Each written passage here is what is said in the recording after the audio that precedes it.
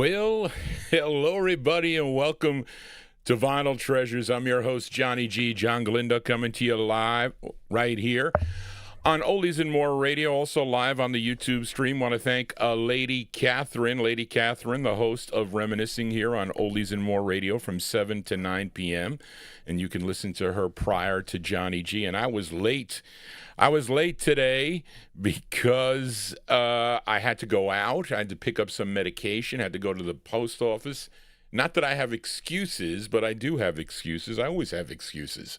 Hasn't been a great week, I will say, but not because of health reasons, because of other reasons I will not go into. But opened up with a cool tune. I remember that record on the radio. I like that song, too, a lot. And that one there was a request for listener Ben Warfield, a great instrumental track there. By Booker T and the MGs. Booker T. Jones, he was the lead of the group. That was their 17th of 24 on the Stax record label. The song was called Time is Tight. Yes, Avatar, how appropriate for Johnny G. Well, we really don't have a tight schedule here because Johnny G is not a professional. So usually, though, I will tell you that I used to get in trouble when I used to walk into work late. They were really upset. And you can't tell them that, well, I stay late all the time. They would give me trouble. They did. But anyway, I stay late all the time. There you go, February 1969. That one there going out to Ben Warfield, Booker T, and the MGs on the Stax record label. Time is Tight. Yes, it is. And I picked the first four records are my selections, so you can let me know what you think of Johnny G's selections. Some of my listeners do ask and say, Johnny, why don't you just play some of your favorite? Well, I do intermingle them here, but I want to participate with all my listeners that tune into the program here. So I thank you all for being here this evening. If you are new to this program, please consider subscribing to my YouTube channel. If you are new here, and you do have a request for a future show, you can email Johnny G at vinyltreasures@AOL.com. If I do have the 45, it fits the format of the music that I play. I will feature it here on the show for you. But let's start it off here. The vocal portion here. Up next, a 10-member group from Charlotte, North Carolina. Had 4 releases on the Smash record label. And this was their first, a tune written by the trumpet player for the group, Jim Butt, along with the guitarist Roger Branch and the keyboardist Mike Branch. Okay, it features Hazel Martin on lead from June of 1967. This record charted number 8 if you were listening on WLAN in Lancaster, Pennsylvania. Here are the Tempest. The Tempest, June 67 on Smash Records. It's called Would You Believe? Here we go, the Tempests.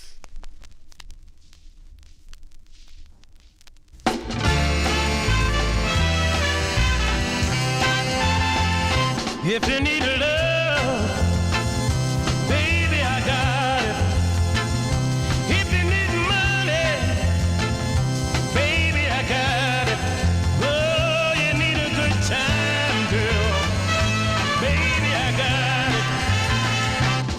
I got arms to hold you, I got a heart to love you, I got lips to kiss you. Would you believe I got everything you need?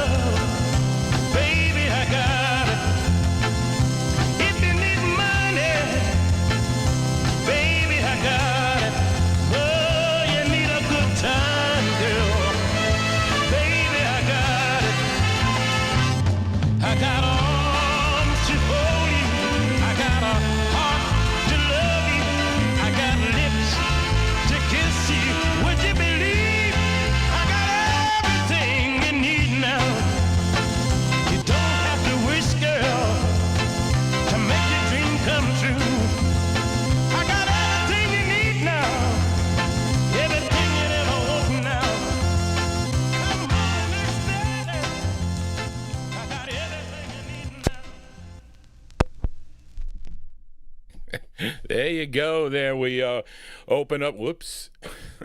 we open up the vocal portion. Well, let me say one more before I forget here. I got to listen, I tried. It's going to get to a point where I'm not going to be able to say hello to all you listeners individually, but I really do want to give a big shout out to all the people that are in the chat room tonight. As it's hard, some of these other podcasters, they don't even acknowledge anybody. I try to, I really do. And I also have Amy and other L.A. Arch and a bunch of other, Daryl and a whole bunch of other people that do say hello. Really, I appreciate that. You listeners that know Johnny G, you welcome. Listen, my chat room is so welcoming, I have to tell you, really. And I run a tight ship here, I do. We want to keep all the things that cause so much issues away from this show. We just want to unite around the music. That's what we do here on a Wednesday and also on a Saturday. I'm not doing a show tomorrow, even though I had received a whole bunch of emails. Johnny G, you doing a 78 show on Thursday? I can't wait. It's kind of difficult to top that show that I did, but that's a cool record. And I found that out in the wild for 25 cents. You can't go wrong. That is Hazel Martin on lead. He was the lead singer of the Tempest. That's their first release on the Smash label from June 1967. Would You Believe? Now, would you believe that Johnny G does have lots of your requests down in the No Humidity basement that I feature here on the programs? I do. I don't have everything. I have a lot. I do have a lot, but let us continue here. I picked this girl group sound, too, for tonight. This trio formed in Camden, New Jersey, and they included Helen Hutchinson, Vera Carney, and the lead singer of this group, her name, Lucille Dunbar. Collectively, they were known as the Persianets. With their first release, they backed up a singer by the name of Timmy Carr in 1963 on the Olympia record label. Then they had this 45 that came out of a label. It's a label out of Philadelphia. It's called Strata Records. Okay, it was this tune written by Leon Huff and Cindy Scott, again with Lucille Dunbar on lead from 1965. Let's give a listen to the Persianets. The Persianets on Strata Records. My second selection, it's called Call on Me. Here you go, the Persianets.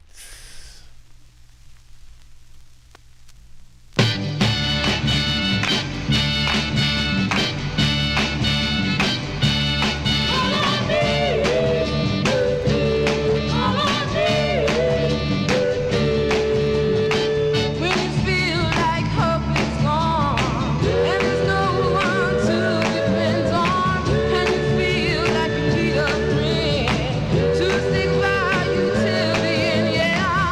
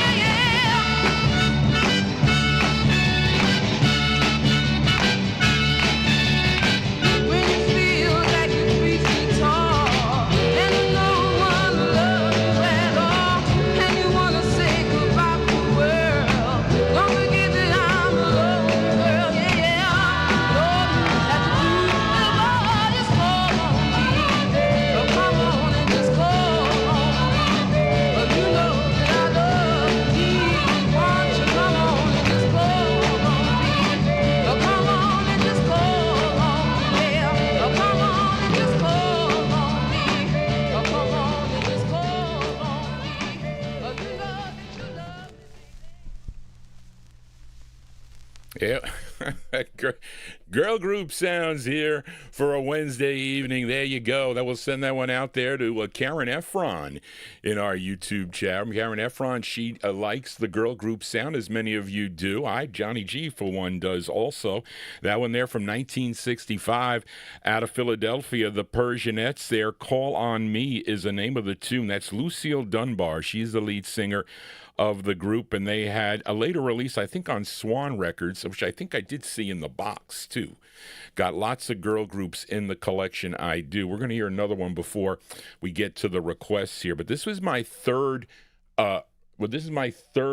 selection tonight, and I bought this record for $1. Remember I told you the story about going to Mount Kisco after work, driving from White Plains, and it was a snowy night, the night I think that I picked this up, and he had them all for $1, and I used to stack them up in stacks of 100 records, stack them up. And this group, this cool record from this group from Grand Rapids, Michigan, they had 2 releases on the Palmer record label. This was let me see, I don't know which one this is. They had recorded 2 releases on the Palmer record label, and this is probably a desirable 45 to those listeners over in the UK that dig the Northern Soul sound. Maybe that other one that I played too was. Maybe all these are.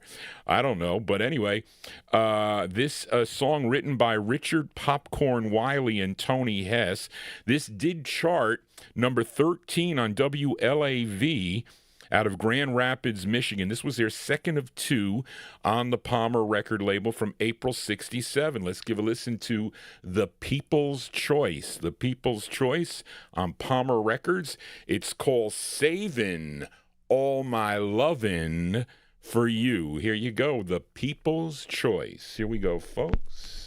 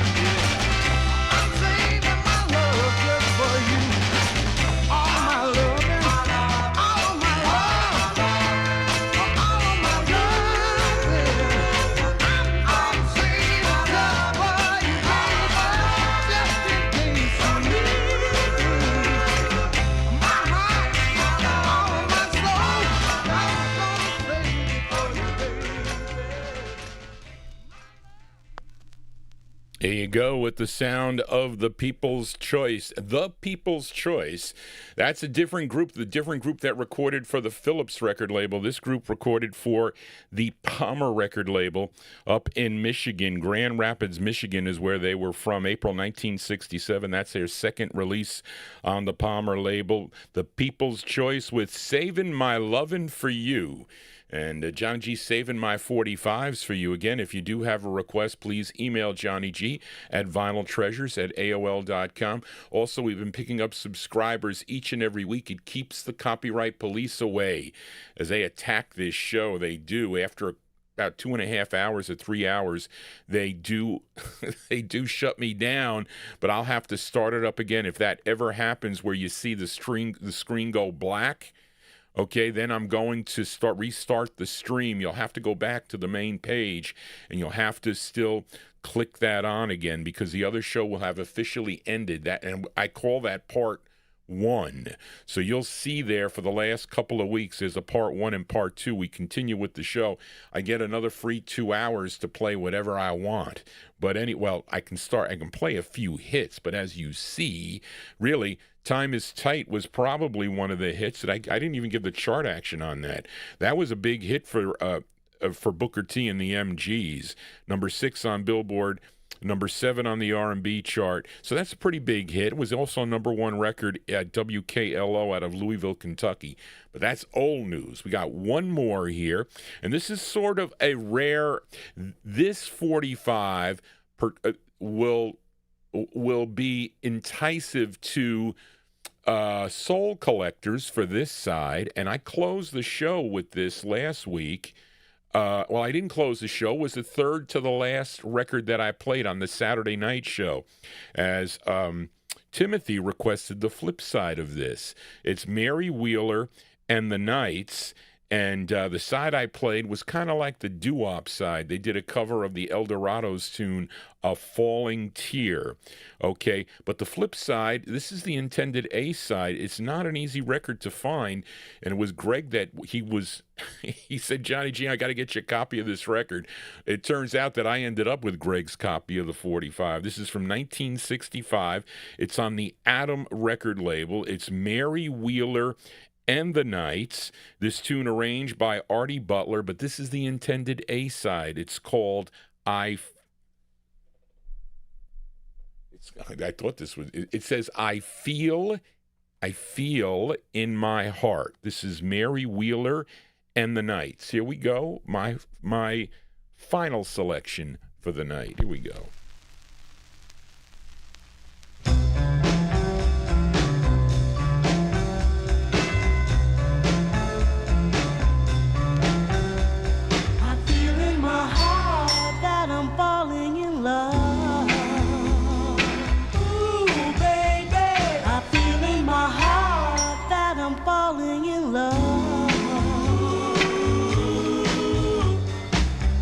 I'm a girl who likes to run around.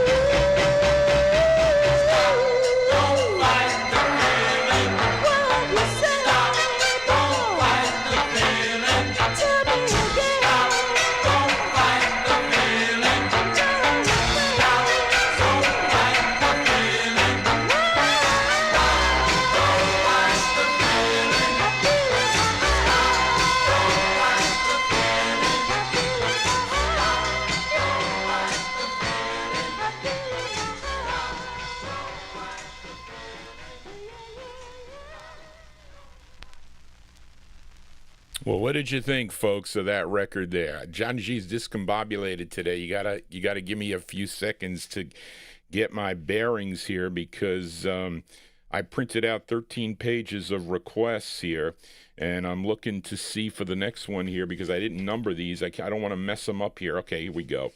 I don't want to mess this up. We're going to go to a request for Edmund Williams next.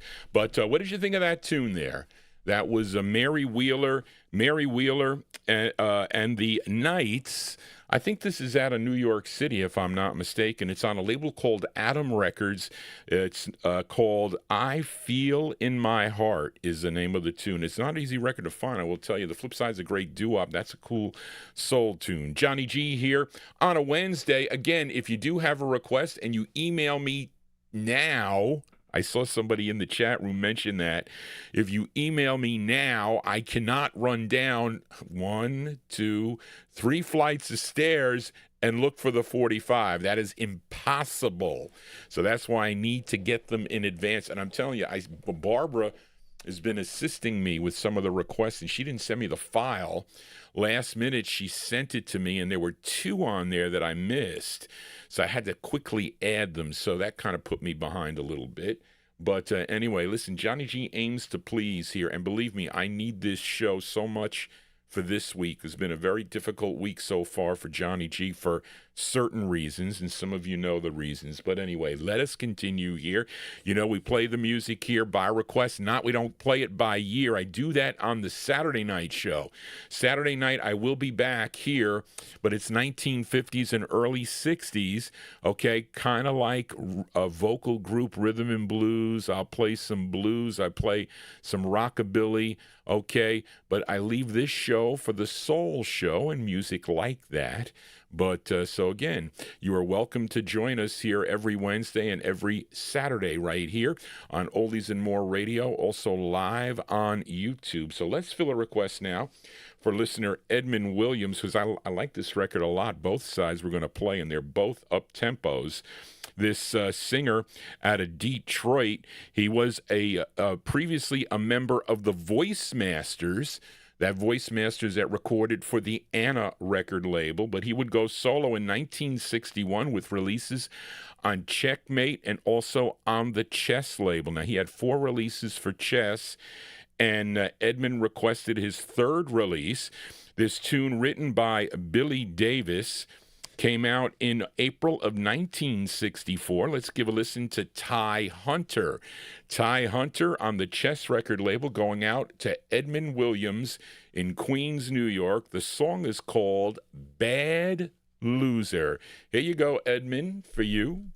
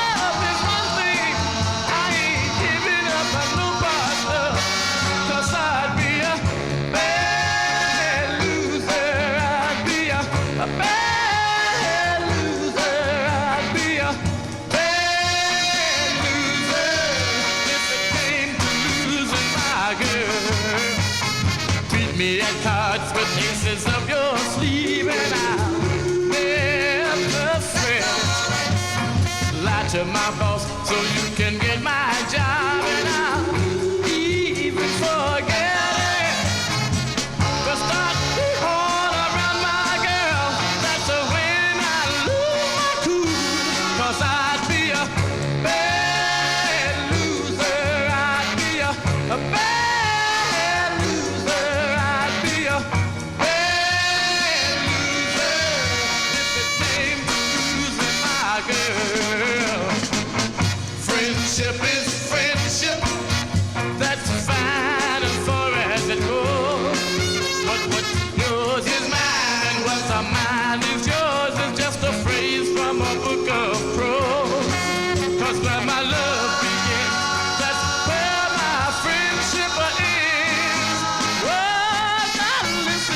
can borrow my money, never pay it back, and we can still be tied.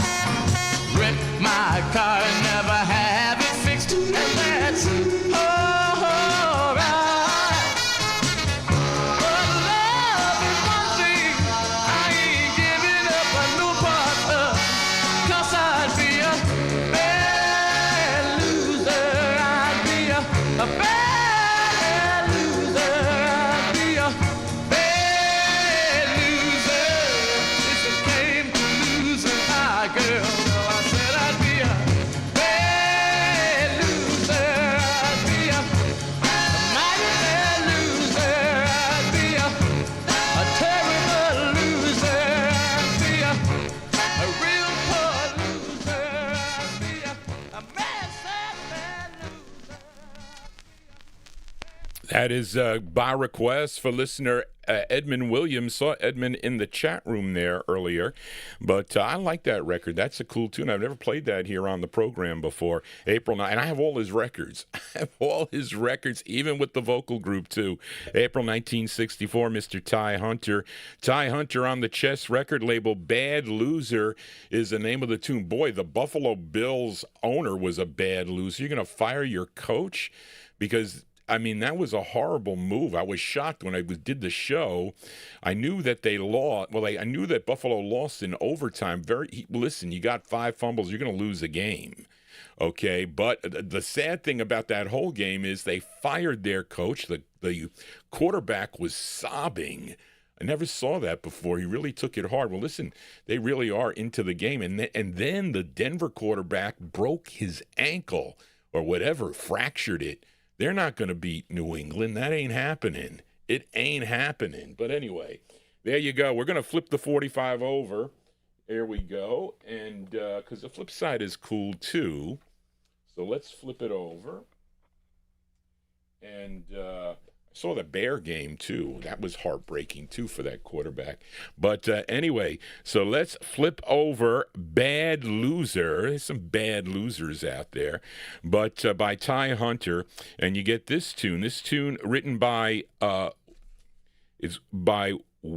Wilfred McKinley and Tony Clark. Oh, the Tony Clark, of course, of the Entertainer fame. This one here from April 64, the flip of Bad Loser, Ty Hunter on chess. It's called Something Like a Storm. Here you go, Ty Hunter. Here we go.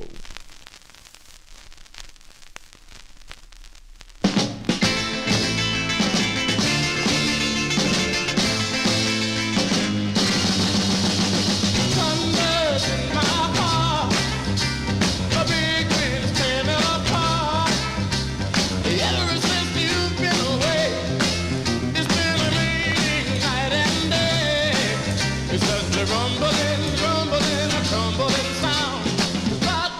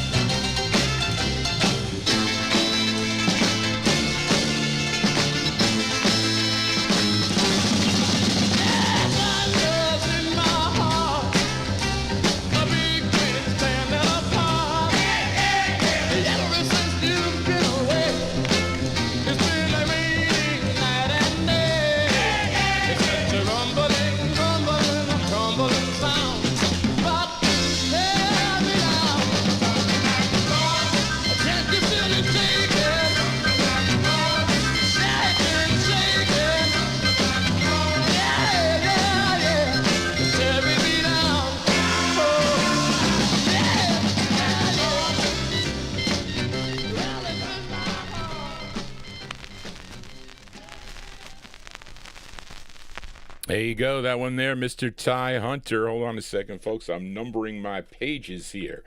13 pages of requests. I mean, that's a lot of requests here. Well, you know, usually you can count on, if the copyright police don't get me, I could play about 50 of them. I think I did 50 last week. I think I did. It says page 7. Edmonds is on page 8. Is it on page 9? Page 8. This is unprofessional radio, folks. There we go. And that one there going out to Edmund Williams. That one there, April 1964 release there. Mr. Ty Hunter on the Chess record label. Song entitled Something Like a Storm.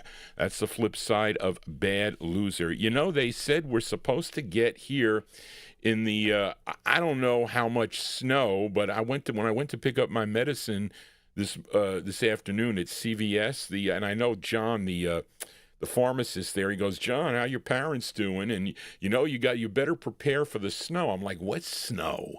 We're supposed to have like some major snowstorm here. It's supposed to be here somewhere between on Saturday night into Sunday, I guess.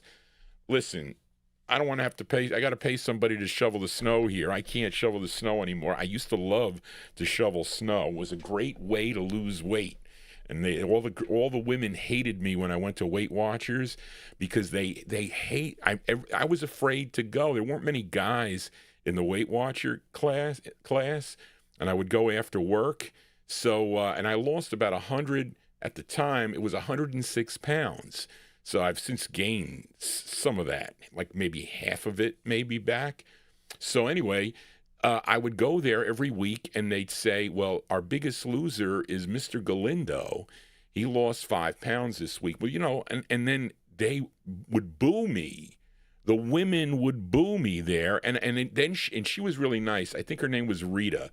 She said, it's unfair for you to boo Johnny G because men lose it faster than women. They have muscle mass. And they didn't understand. I said, I'm not going to come anymore if you're going to boo me. I said, and I cheat sometimes, but it's harder for older women to lose weight. I was younger, though. This was like 10 years ago. But anyway, I babble on. Let us continue here. And I really liked the Weight Watchers program. It was like the best way because I was able to have pieces of cake and pizza and all that. But anyway, not that I'm plugging them because now I will not go back to them. But anyway, let's fill a request now for listener Adrian Viterbo in our YouTube chat room. Where is this? Here we go. And I like both sides of this 45 also. This singer, born in New Orleans, Louisiana, he would relocate to Buffalo, New York, and he was involved. I don't think he recorded with them, but he was with a group called the Vibra Harps that recorded for the Beach record label. But he did. He would sign with Sid Nathan's Deluxe Records, in 1957, early 57, and he had a number of solo releases with groups on different labels, Red Top, VJ, Jalen, Parkway, Cub, Checker, and this label out of Pittsburgh, Pennsylvania, Gateway Records. Now, this was his first of 3 on the Gateway record label, and this is a song he wrote. Now, this was the intended A-side of the 45. This charted number 5 on WSID, if you were listening in Baltimore, Maryland. Let's go to March of 1964. This is by request.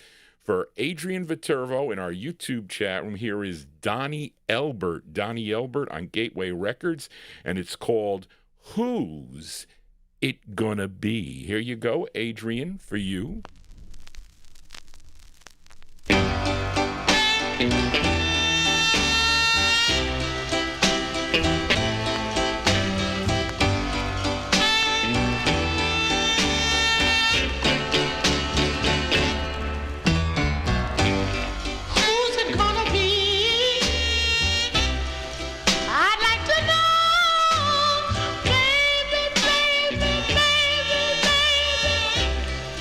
Told me so. Have you found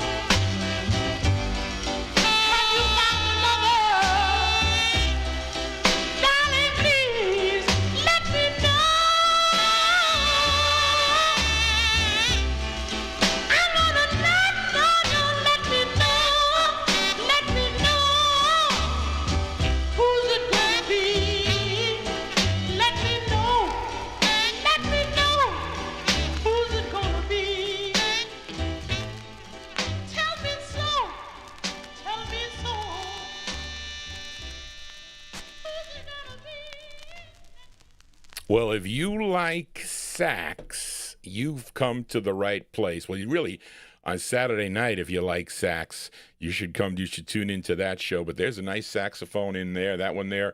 Actually, that's not the A side even. I thought it would be with the X on here. I'm just looking at the chart action. Although this side was played too, there is an X on that side, and not an X on the flip side. But we're going to play the flip side because I like it too. Johnny G, this is my show.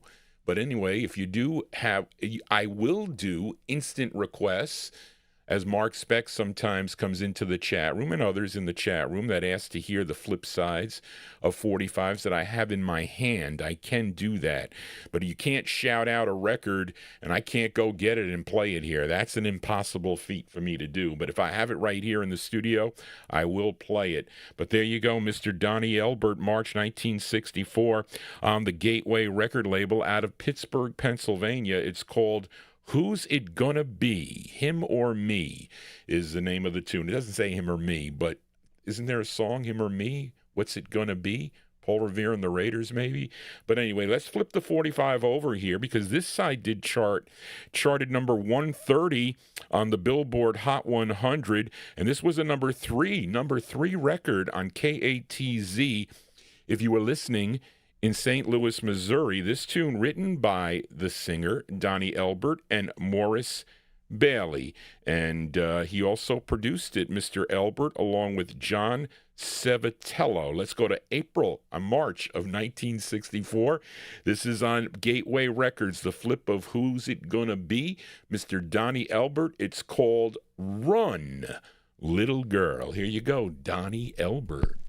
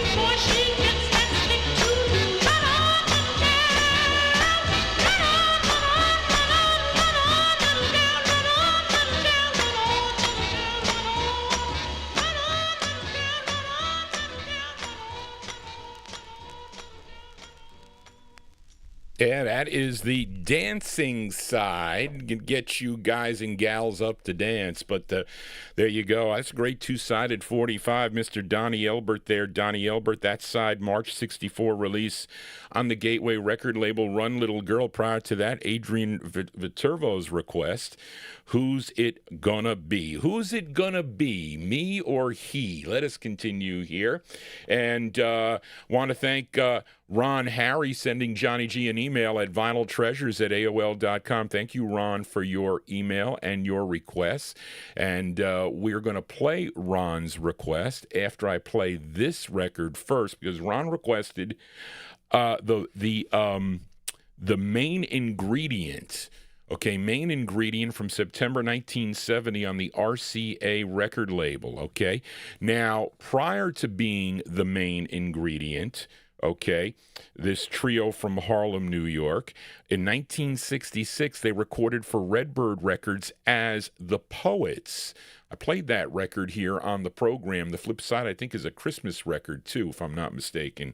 Okay, but they would sign with RCA Records in 1967.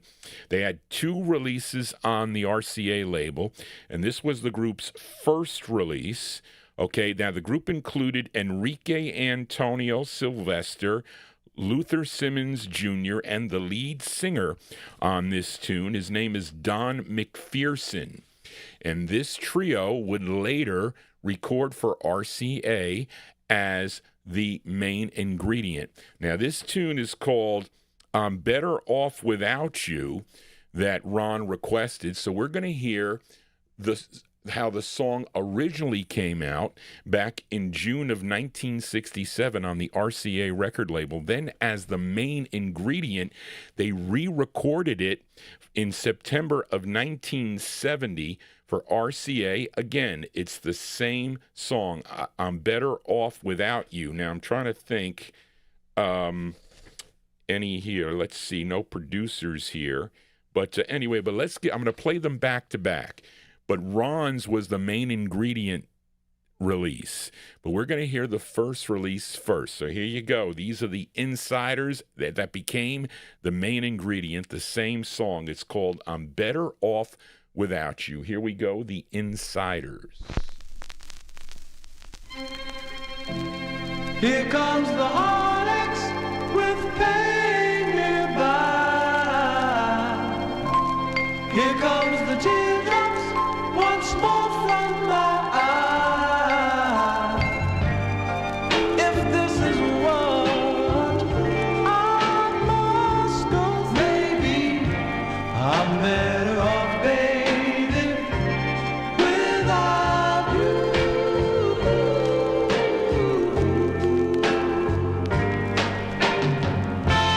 It's not the first time it's happened before. I felt the sadness as you walked through the door. Hurting me wasn't hard to do, baby. I'm better off, baby, without you.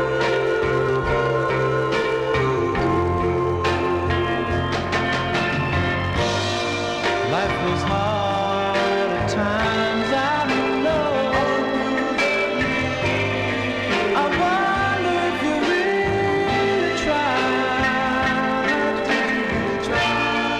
And just when my heart was all aglow, honey, you hurt me deep inside.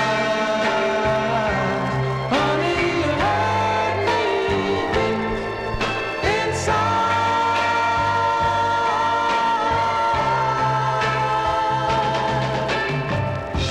But there'll come a new day when I'll hold my head high. And if I should see you, I'll just pass you by. 'Cause now I know without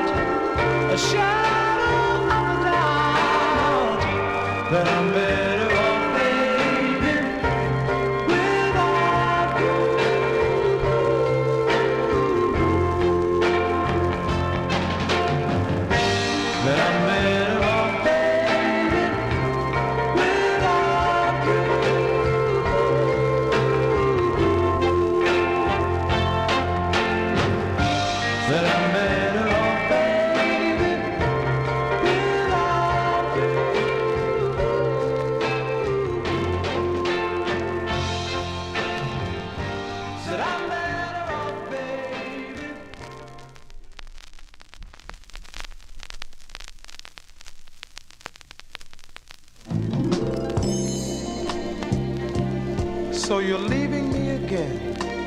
Well, all right, but this time don't bother to come back. I mean it, because God knows I can't let you hurt me anymore. Here comes the heartaches with goodbye, my love. Here comes the teardrops. No, I've given you enough chances. Because listen, if this is what I must go through, I'm better off, baby, without you.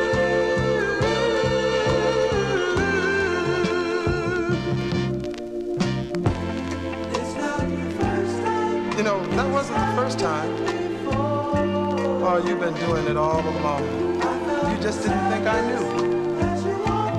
Well, this is the end. 'Cause hurting me wasn't hard to do. And I'm better off, baby, without you.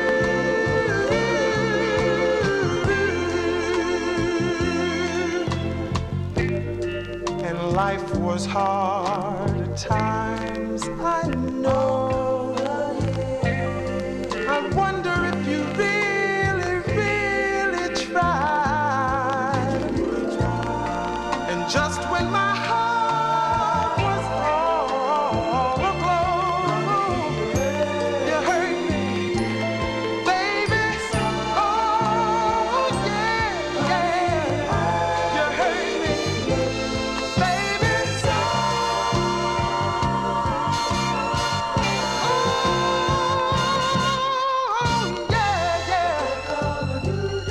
One day there's gonna be a brand new day, baby. And I'll have mine just like you got yours. And now I know without a shadow of a doubt that I'm better off, baby, without you.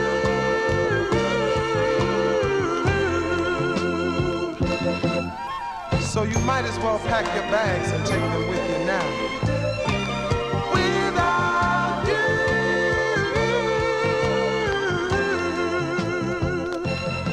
And take those funny pictures off the wall. Without you.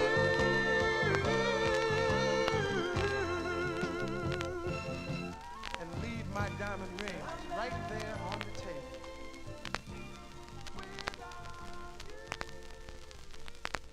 Yeah, scratches and all there. That one there by request for listener Ron Harry in our YouTube chat room. That's the sound of the Main Ingredient. That's their fifth release for the RCA record label. Came out in September of 1970, and it's called I'm Better Off Without You. That did chart. That was national on the national charts at number 91, was number 26 on number 26 on WTLC in Indianapolis, Indiana. Now, prior to that, we heard the first time they recorded that as the Insiders.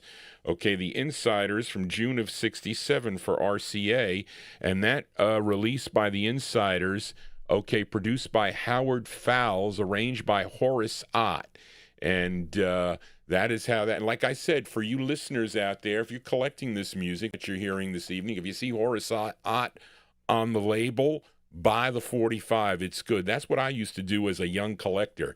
I didn't know anybody on there. I didn't know any of this. I don't want to say I didn't know the Main Ingredient. Of course, I would buy their records. And this 1970, I was in was I in junior high school? I might not have been yet in junior high school. A class of 76. That's 6 year 4. Well, yeah, probably either in sixth grade or seventh grade, I forget.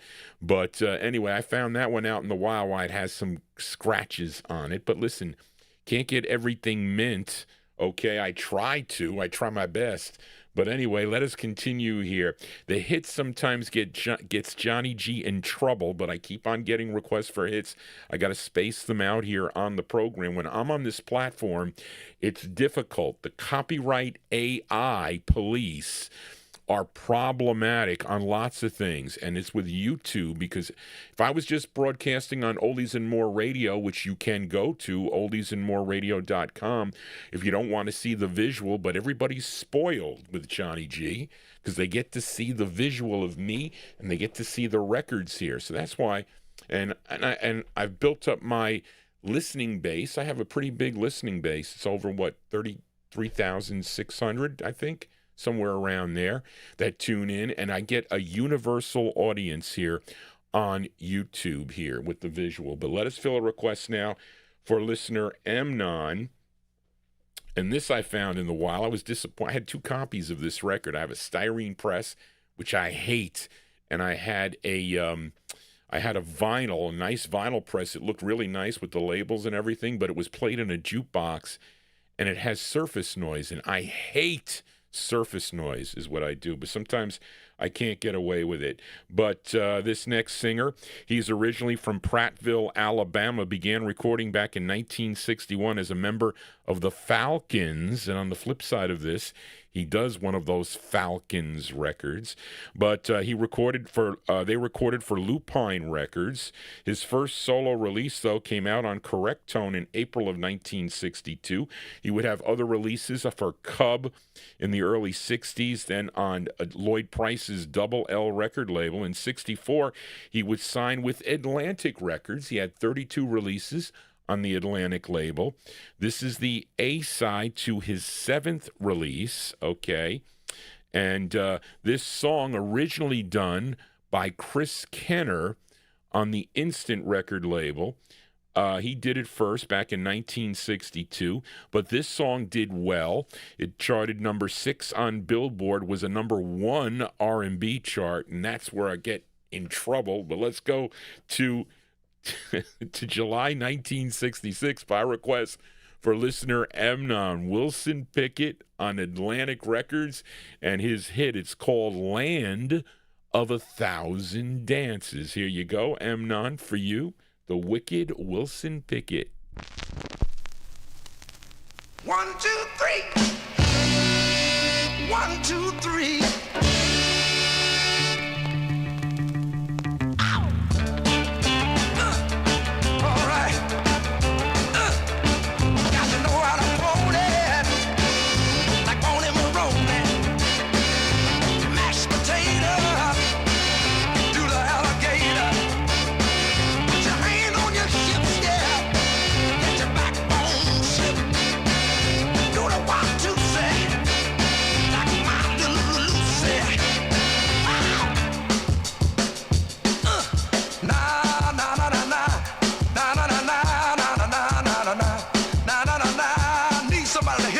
One time.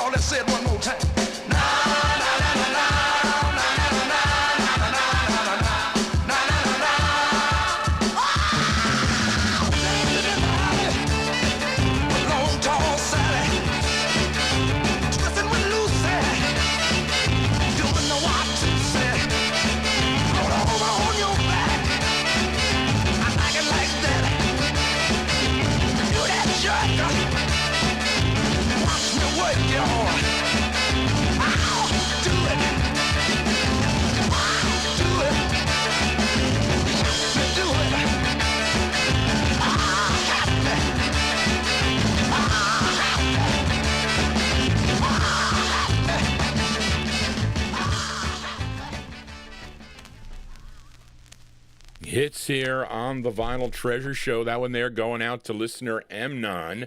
That is the wicked Wilson Pickett hold on a second, folks. Got to turn the 45 over here. Anyway, there you go. The wicked Wilson Pickett there from 1966. July of 1966. That's his rendition of the tune "Land of a Thousand Dances." You may know other versions of that. Chris Kenner did it first, of course. Cannibal and the Headhunters also recorded that tune.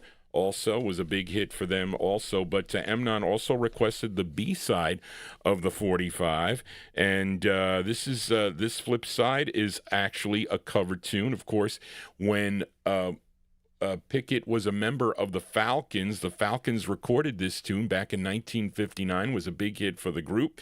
First came out on Flick Records, and then it would get picked up by Unart Records, but Wilson Pickett re-recorded this tune, written by Lance Finney and Willie Schofield, and this did chart also. This was a number 13 record on WKLO if you were listening in Louisville, Kentucky. So let's flip over "Land of a Thousand Dances" by Wilson Pickett from July 66. You get his rendition of the tune "You're So Fine." Here you go for MOTOWN, Wilson Pickett, with a B-side on the Atlantic label.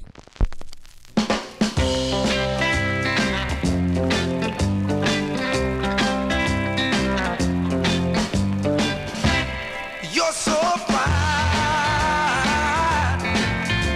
You're so fine. You're mine. Baby, you're mine. Oh, yeah. Well, I walk, and I talk about you. I love you. I love you. And I need you. Oh, by my side. All right. When I walk, and I talk about you. But there is nothing in this world sweet as your lips. You're so fine. You're so fine. Every time we meet, my heart skips a beat. You're my first cup of coffee. My last cup. You're so fine.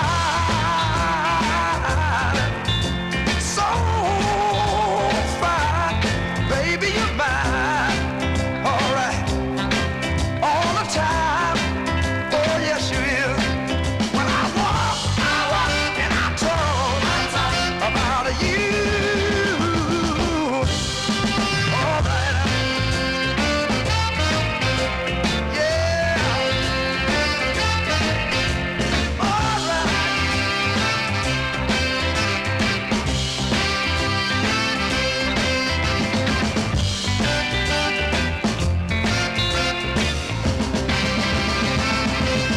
You're so fine. You're so fine, baby. Oh, yeah.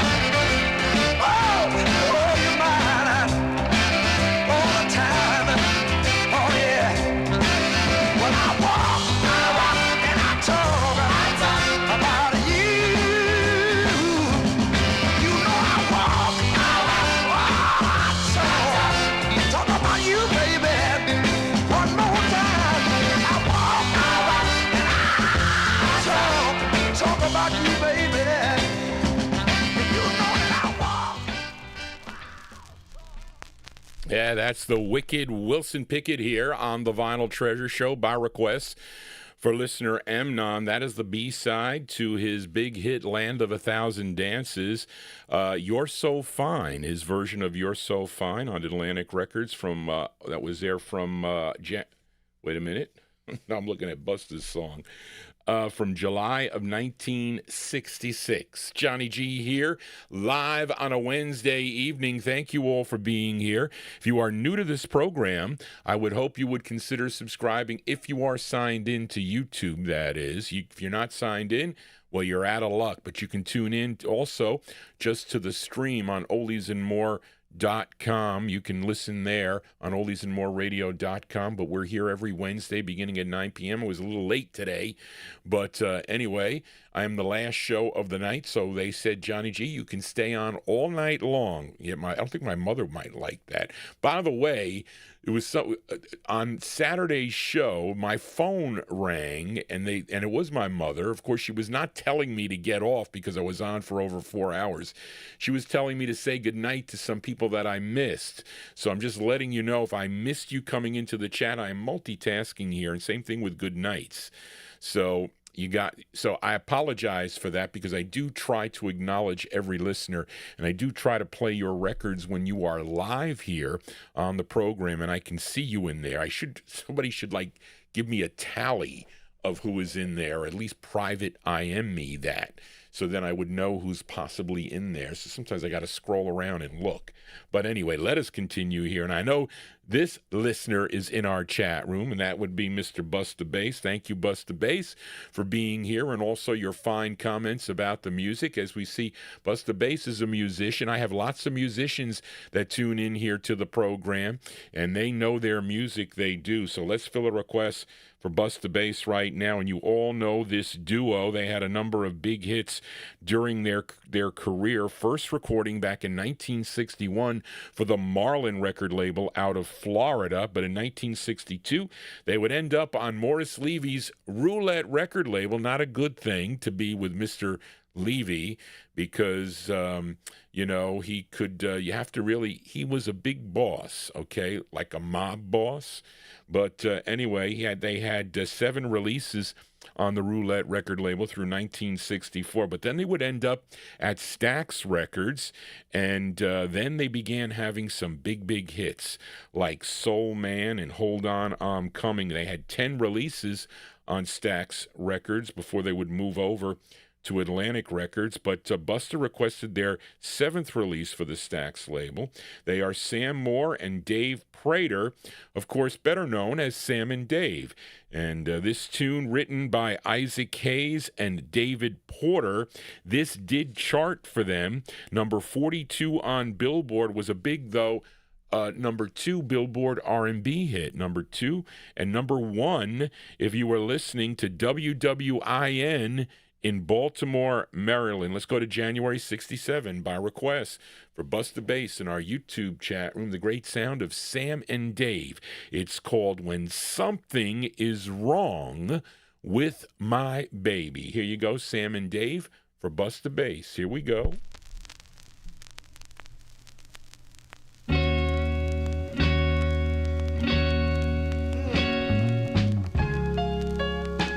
When something is wrong with my baby,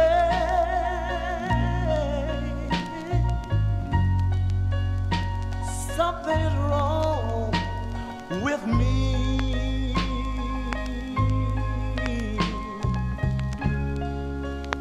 And if I know she's worried,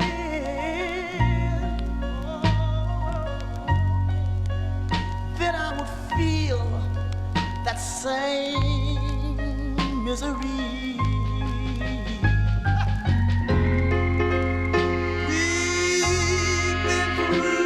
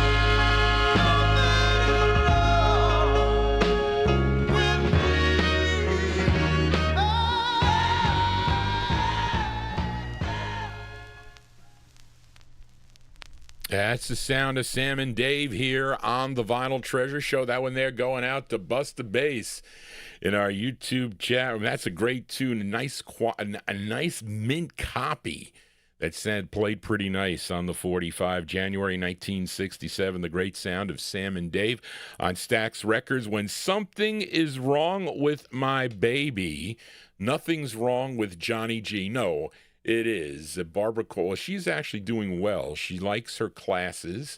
She's doing 2 classes, I think, at Westchester Community College.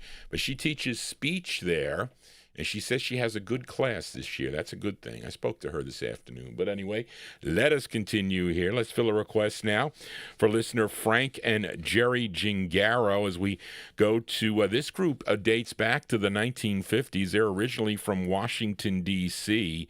Of course, they recorded, I play lots of their Atlantic releases on the Saturday night show. They started recording for Atlantic back in 1951. They would have 22 releases through 1958, but then they would move over to Brunswick Records in 1963. Now, the members at this time were Harold Lucas Jr., Robert Russell, James Walton, and the lead singer on this, Roosevelt Tippy Hubbard.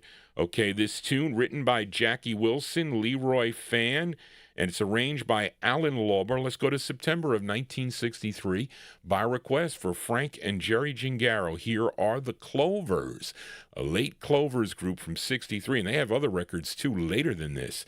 Clovers on Brunswick Records. It's called The Kick-a-Poo. The Kick-a-Poo for Frank and Jerry. Here we go.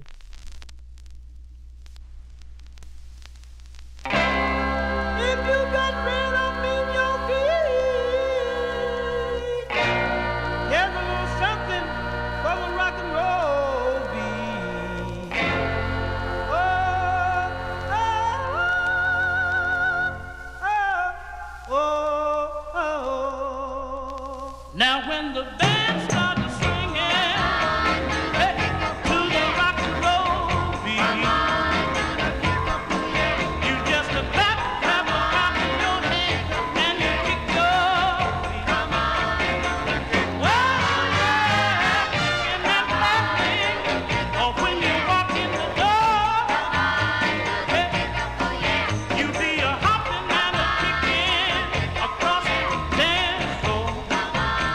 Yeah.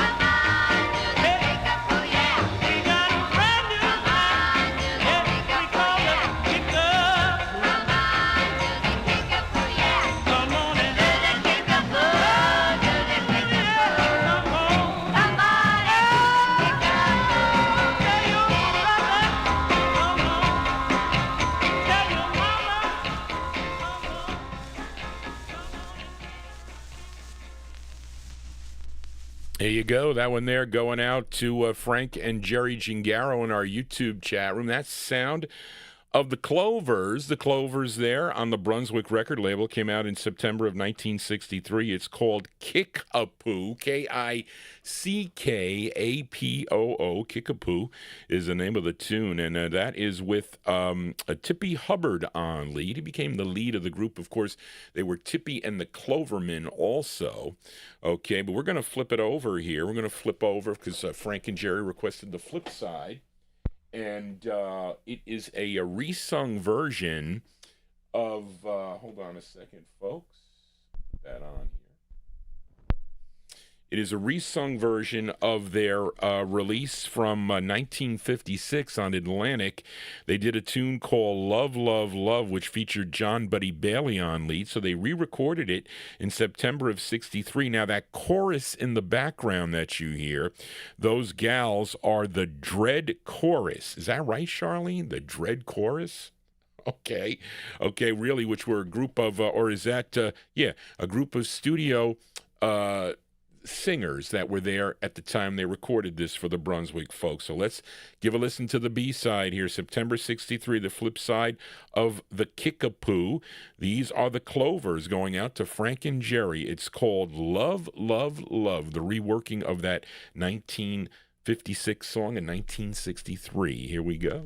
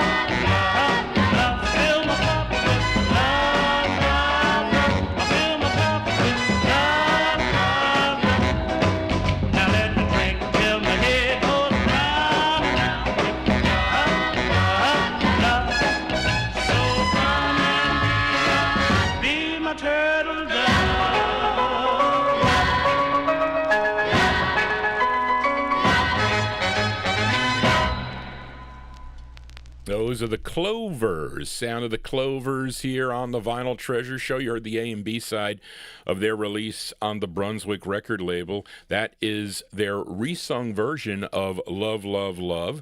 And then prior to that, we heard the Kickapoo. There we do that. That one there from September 63 for Frank and Jerry Gingaro. Let us continue here now. Let's fill a request for Ansray Thomas in our YouTube chat room. Thank you, Ansray, for your email. And if you do have a request, you can email Johnny G at vinyltreasures@aol.com. You give me 4 great requests, I have to tell you, Ansray, and I like all 4 of your requests. Really nice tunes. We're going to start it off with this gal she's from East Orange, New Jersey, and she was the younger sister of Dee Warwick. Now, first recording back in 1963 for the Jubilee record label. In 1964, she would have a release on the Tiger label that I see. is on eBay that I need. I would hope that person would go down with the price, but he is not. And then she did 3 for Blue Rock, and in 1966, she would move to Mercury Records. She had 11 releases on the Mercury record label. Now, Ansray requested her 3rd release, this tune produced by Jerry Ross and arranged by Jimmy the Whiz Wisner. This did chart, too, number 100 on Cashbox, number 92 on Billboard, number 43 on the Billboard R&B chart, and this was a big number 3 record if you were listening up in Chicago to WBEE. Let's go to March of 1967 for the sound of Dee Warwick. Dee Warwick on the Mercury label for Ansray in our YouTube chat room. It's called When Love Slips Away. Dee Warwick. Here you go, Ansray, for you.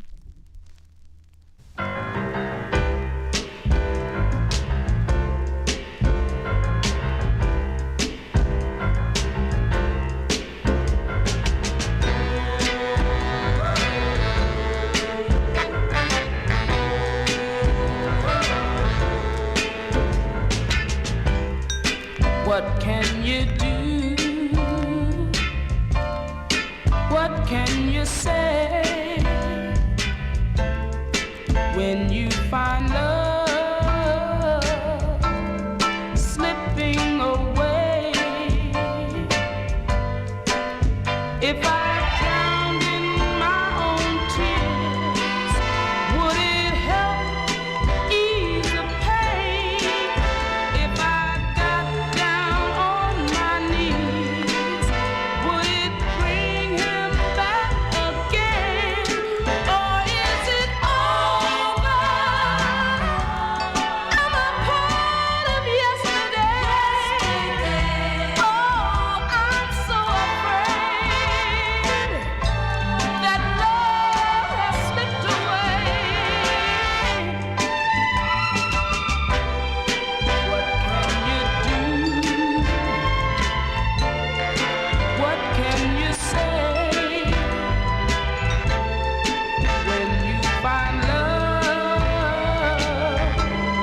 slipping away? If it's sweetness to bear, then it's sweet I'm gonna be. I'll try anything I can just to bring him back to me. Or is it over? I'm a part of yesterday. Oh, I'm so afraid that love has slipped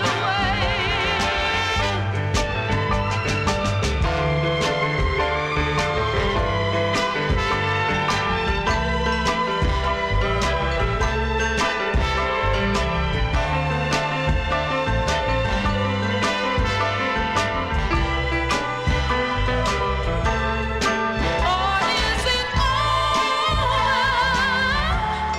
I'm a part of yesterday. I'm so afraid that love has slipped away.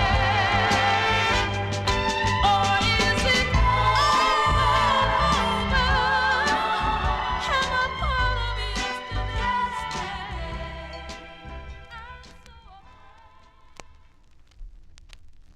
There you go. There you go. By request. Listen, folks, you got to understand, okay? Johnny G gets, you should ask Charlene what my request file looks like. There are 4 pages in the request file, okay? And I keep it for 2 shows now. I keep it for the 1950s show, and I keep it for the night. So there's 3 pages on the 50s show and 2 pages for the 60s show. And Avatar sent me a big list, and that's in that second page. It's there. So I've been starting from the top for Avatar. And listen, there was a record last week that I missed also for Ben, because I saw it later on. I said, let me check some of these lists here, because I just don't have the time to do it. I played the Contours I played a Contours record, the one with the purse. Okay, you have to look at the purse. But Ben requested that record, but I didn't send it out to him. So he's going to get that in a number of months, because Ben also sent me a big list of records. But anyway, so I may miss your request. I think it was also David Vielma also on, and he's mentioned it in the chat room, and he was correct, because what I'm doing is I'm putting your names. This show is different. Okay, this show, when I get your requests, I'll quickly see some are filed away and I can pull those out quickly. Others I have to search down in the basement, and I am Mr. Folletti, putting them in label order on the stuff from the 70s. I mean, I already have 4 boxes of RCA records. so that's 4 boxes of RCA records. So if I'm looking for an RCA artist that isn't filed, they're not in number order yet or alphabetical order, but that's coming later. Mrs. Galindo said she will help me do that. Not Mr. Galindo. Can't do that. But anyway, there you go. That's going out to listener Ansray Thomas in our YouTube chat room. Thank you, Ansray. Love to play that record, and it was a big hit. They like it. And you can tell by the listeners when you make your requests how lots of the listeners comment on it. That's how you know you made a good choice. And that definitely is a good choice. March 67 sound there for Miss Dee Warwick. Dee Warwick on the Mercury label. When Love Slips Away is sometimes not very nice. But let us continue here. So let's fill a request now for Avatar, a.k.a. Charles Ellis. So this was at the top of your list. And this is another cool tune. And let's see. So this is, let me find your, this is page 1. This is page 2. And we go to page 3, because this is on 2 pages here. Yeah. So Avatar, okay, requested this gal from Beaumont, Texas. She's a great singer. She does some really great tunes. She does. She was discovered by Joe Barry. And my favorite by her, though, is her debut single from 1962. Hold on a second. I messed that up. What did I do here? I'm messing up here, Johnny G. Yeah, so page 2. Here we go. My favorite tune by her is her 1962 release on the Eric label called Give Me a Break. But you know her signature song came out on the Jamie record label, another great tune that my aunt had in her collection. It was called You'll Lose a Good Thing. Okay, but she would have lots of other great recordings on different labels like Jamie on Tribe and Jetstream. And this label, Atlantic Records, this is her first of 8 that she recorded for the Atlantic folks. And let's see. And this is a song she wrote. This charted number 65 on Billboard, 35 on the R&B chart.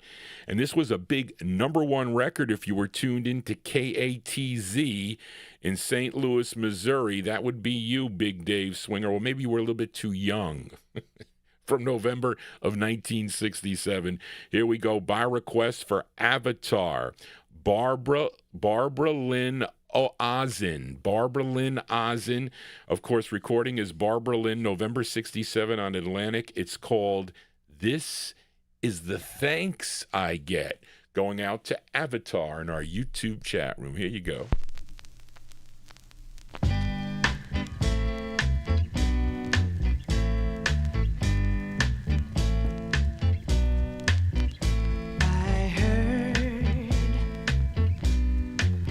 You're gonna leave me, and there are rumors, baby, yeah, it's another girl, yeah. I'll work my fingers down to the bone, yeah, to try to make you a happy home, yeah.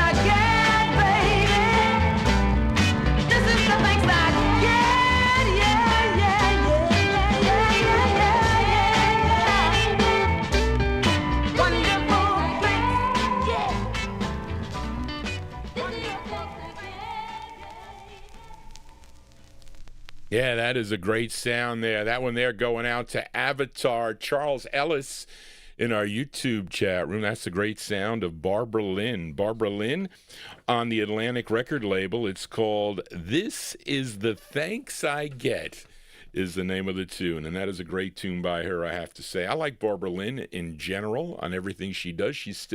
I think she just turned 83. If I'm not mistaken. She's a left-handed guitar player, she is, and there's some clips of her on YouTube. You should check it out. Johnny G here on a Wednesday. If you are new to this program, I hope you would consider subscribing to Johnny G's YouTube page. This is our first show of the week. I will not be here tomorrow afternoon. I'm gonna be back in February, and I'm getting pushed to do a 78 show again, is what I'm getting. And I have them. I pulled them out. So I just got to pick the day. But anyway, and I'll be back Saturday, folks. So if you get me your requests, email Johnny G at Vinyltreasures. Amy's been putting it in the chat room there. It's also on my website. A lot of people don't know how to maneuver. Listen, I know that. Most of my listeners that are tuning into the program, especially if you were around when these records, we didn't have any PCs at the time. I'm telling you, when I was going to work, my company, they sent us to classes, and I learned on Lotus. Did you ever deal with Lotus and then convert it to Excel? And you got to do all your spreadsheets on Excel. That's why I taught Charlene how to use Excel. And she's really good on Excel. Okay, sometimes a little bit slow, but listen, for her age on Excel, she's excellent. Really, she is. But let us continue here. And I know Steve SMB, are you still in our chat room? I think you are. And Steve wanted to dedicate this next tune out to Bust the Bass. I think for the beginning, Steve, you told me about this. Okay, the beginning of the song. Okay, and as we head to Detroit, Michigan now, okay, for listener Steve B, SNB, in our YouTube chat wants to send this one out to listener Busta Bass in the chat room, and it's the group's 29th release, okay, for Berry Gordy Jr.'s Gordy record label. Now, this is the follow-up to their tune Psychedelic Shack, okay? And at this time, the group included Dennis Edwards, Eddie Kendricks, Paul Williams, Melvin Franklin, and Otis Williams. Of course, you know who they are. They are the Temptations. This tune written by Norman Whitfield and Barrett Strong. Now, this tune was featured, was one of the featured songs on a Gordy LP, if you have it. It came out in 1970. It was called Greatest Hits 2 by the Temps. This charted number 3 on Billboard, number 2 on the Billboard R&B chart, and this was a big number 1 record on Cashbox, okay, and also number 1, if you were listening here in New York City, on WWRL. It features Dennis Edwards on lead from May 1970. Touch of the 70s here on the All 60s edition. These are the Temptations by request for Steve B, sending it out to Busta Bass. It's called Ball of Confusion, parentheses. That's what the world is today. Here you go, the Temptin' Temptations. 1, 2, 1, 2, 3, 4.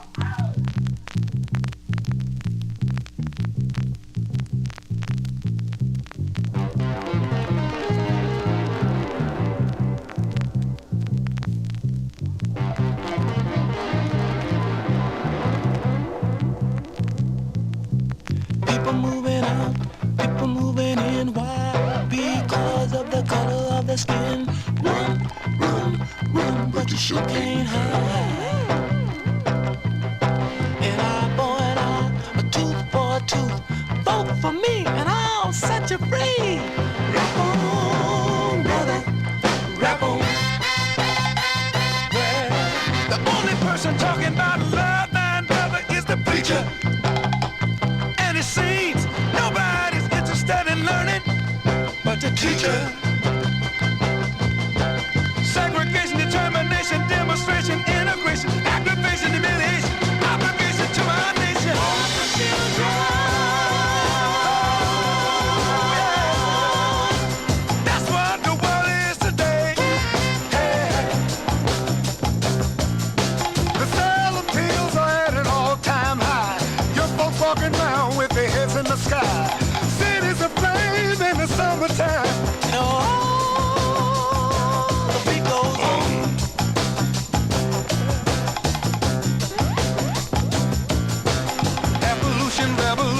control the sound of soul. Shooting rockets to the moon, kids growing up too soon. Politicians say more taxes will solve everything. And the band played on.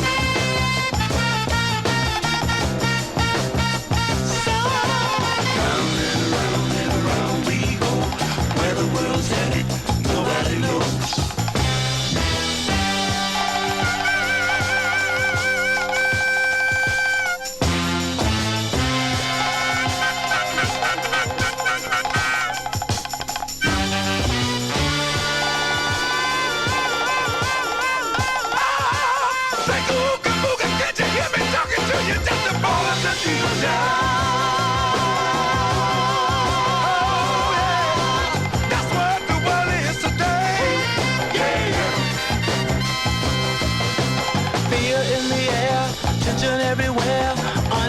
Rising fast, the Beatles' new records of gas.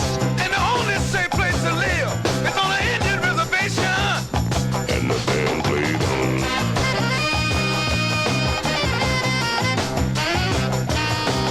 Eve of destruction, tax deductions. City inspectors, bill collectors. Closing the man population out of hand. Suicide, too many bills. Hippies moving to the hills. People all over the world are shouting in the war. The band played on.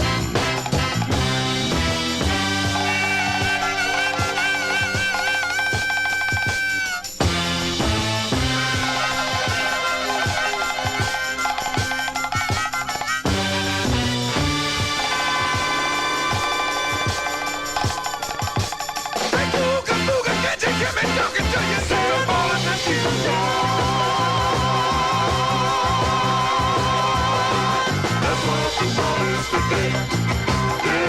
Let me hear, let me hear, let me hear. Say boys and children. That's what the world is today. Let me hear, let me hear, let me hear, let me hear, let me hear. Say boys and children.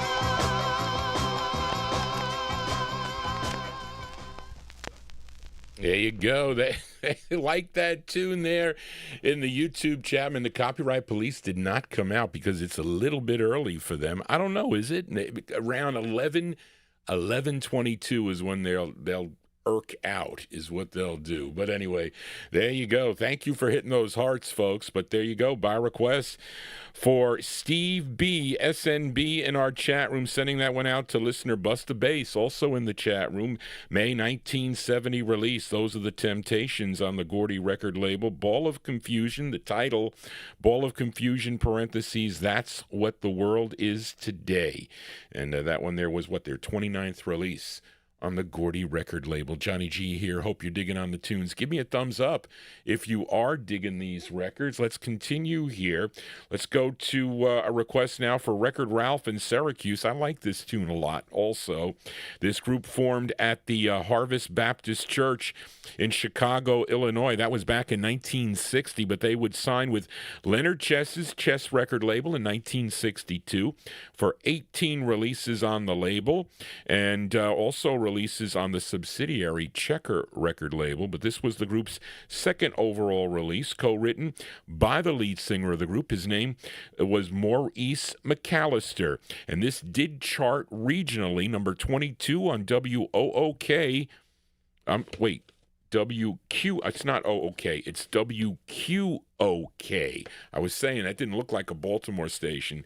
WQOK, Daryl, out of Greenville, South Carolina. Let's go to February of 1963. It's going out to Record Ralph. Here are the Radiants on Chess. It's called Heartbreak Society. Here you go, Record Ralph, for you.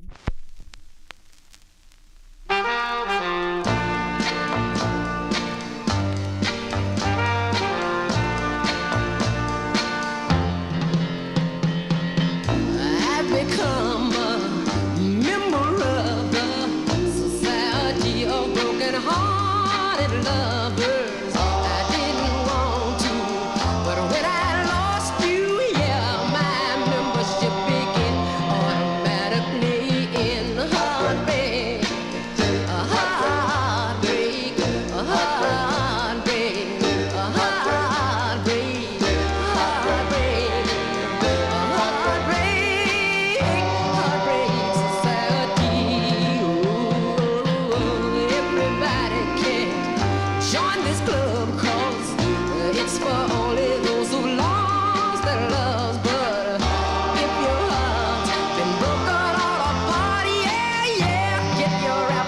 application form, 'cause you're qualified to join. Heartbreak, heartbreak, heartbreak, heartbreak, yeah, yeah, yeah, yeah, heartbreak, heartbreak, heartbreak society. If your love says she's through with you, or if you found out she wasn't being true, or whatever it was that broke your heart in two, that's the key to open heartbreak society. When sleepless nights coming, teardrops start to run, then you know you had your initiation, and soon you'll be a member like me, yeah, yeah. In this sad and lonesome club, called by those who lost their loves. Heartbreak, heartbreak, heartbreak, heartbreak, yeah, yeah, yeah, yeah, heartbreak. Heartbreak, yeah, heartbreak society.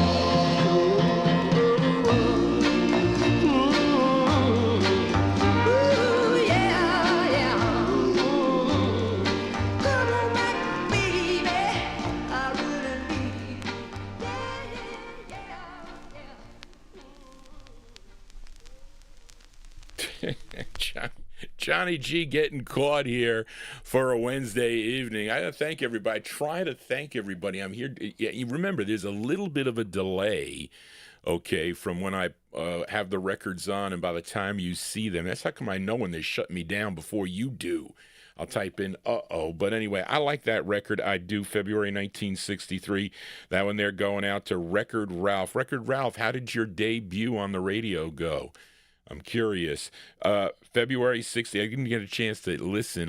Johnny G is so busy. February 63, that's Maurice McAllister and the Radiants, their second release on the Chess label, Heartbreak Society. Of course, their biggest hit was a song called Voice Your Choice. You should do a Rate a Record again here on the program. But let us continue here. Let's fill a request now for listener Ronnie Sherman. Thank you, Ronnie, for your email. Listen, Ronnie, it's getting cold out there, so be careful when driving that bus. Now, this group, they hail from the San Francisco Bay Area. They are 3 gals and 2 guys. Let me see, it says here 3 girls and 2 boys. They were about 14 to 16-year-olds. They are David Thomas, Anita Dennis, Gloria and Jean Stamps, and the lead singer on this, her name is Joanne Stamps. They had 2 releases on Walter Curry Stone's Lodestone label, which was out of San Francisco, California. This was their first. Okay, this is arranged by Johnny All from July 64, going out to Ronnie Sherman. They were known as the Chandeliers. The Chandeliers on Lodestone Records. It's called It's a Good Thought. Here you go, Ronnie, for you, the Chandeliers. Yeah,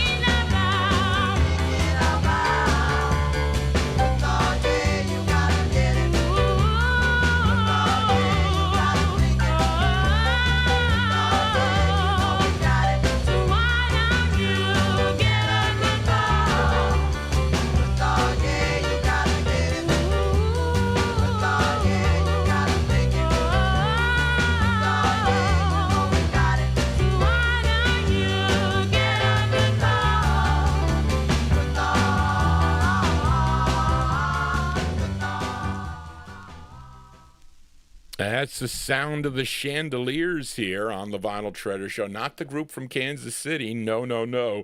This group is out of San Francisco, California. That one they're going out to listener Ronnie Sherman, July 64. Their, their first of two on the Lodestone record label. It's a Good Thought is the name of the tune. I wish my father had good thoughts. He does not have good thoughts. Let us continue now.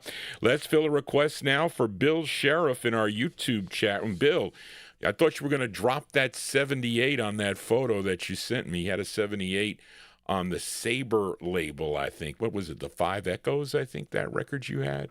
But this is a request for listener Bill Sheriff in our YouTube chat. As we go back to St. Louis, Missouri, Charlene. St. Louis, Missouri. This group first recording back in 1968 on the Arch label. I need that rare one. It's a rare soul record they do on Arch Records. I have their second one. I think it was There's Always Something There to Remind Me. No, that's the Del Reys. That's not these guys. That's the Del Reys. But then they would have a release on a label called Vanessa Records in 1970. Now, Bill requested this, their second of 7 on Stan Lewis's Paula Records. Paula Records was out of Louisiana, I think. Correct me if I'm wrong, Sam. But anyway, this tune written by the lead singer of the group. His name is Phil Perry. This charted number 1 on WNOV in Milwaukee, Wisconsin. We'll send this one out also to Leonard Mancini. I know he likes this tune. From April 72, touch of the 70s here. Here are the Montclairs on Paula Records for Bill Sheriff. It's called Dreaming Out of Season. The Montclairs.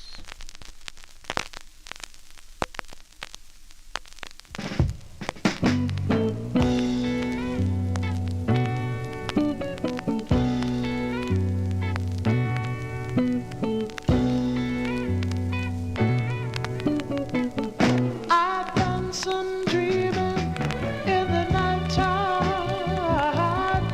Yes, I have. Oh, but lately I've been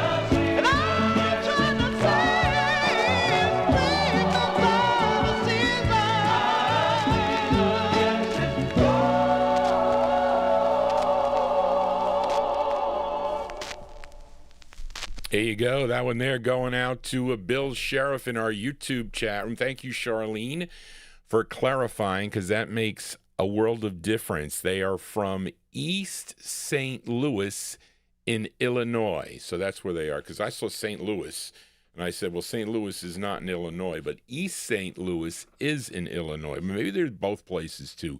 That is the possibility. But there you go. That one there going out to listener Bill Sheriff in our YouTube chat room. Touch of the 70's here, April 1972 release there. Their second of 7 on the Paula label. The Montclairs, Dreaming Out of Season is the name of the tune. We hope that the winter season will soon end, but supposedly it will be back with a fierce roar on either Sunday here in the New York area. But let us continue here. Let's fill a request for listener Amy King in our YouTube chat. You got to check out Amy King's YouTube website there.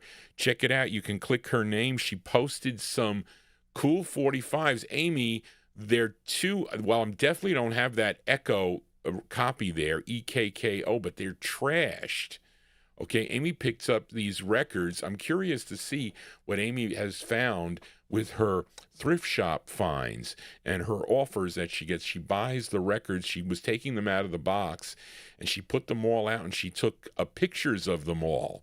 So you can check them out. You can go to her website. You can go to her YouTube site, and you could subscribe also. You should do that.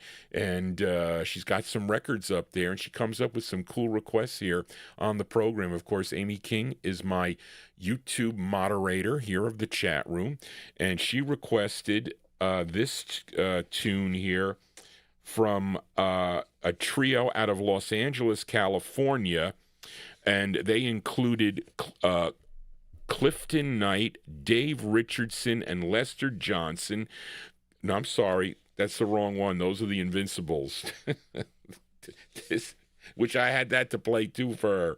But this is a Latin soul group out of East L.A., East Los Angeles, okay? First recording back in 1964. Covering the Little Stevie Wonder's tune "La La La La La La." You may remember, I have that in the collection also, by the way. But then this was their follow-up. This is on Frank Sinatra's Reprise record label. Okay, this is produced by Eddie Davis. I think Eddie Davis didn't he own Rampart Records? I think. Possibly. This is their second of 2. It features Ralph Ventura on lead, and he's also playing the trumpet on this. This charted number 31 on WTAC in Flint, Michigan.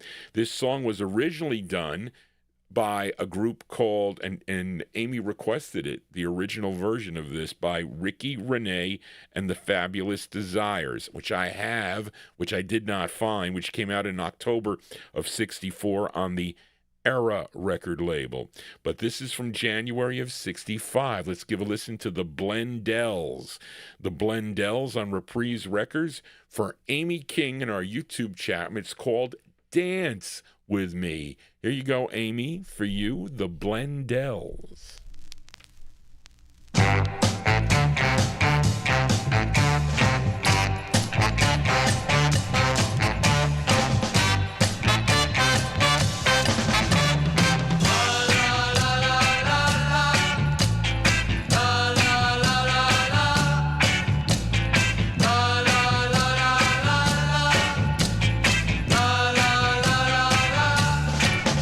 Do you wanna dance with me, baby?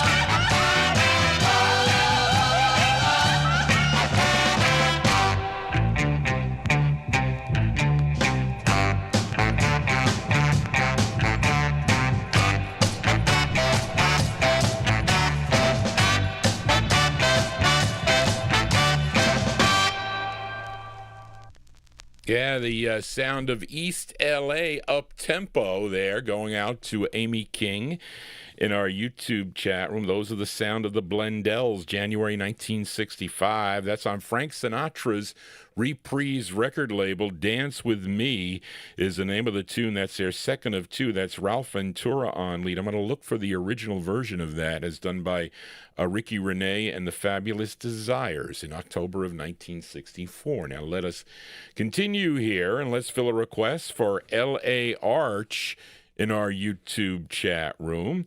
And this group hails from they went to Richmond Hills High School in Queens, New York, and the group included Terry Jordan, Charlie Angelo, Clyde Lewis, and the lead singer, female lead singer here, her name Patsy Cumming.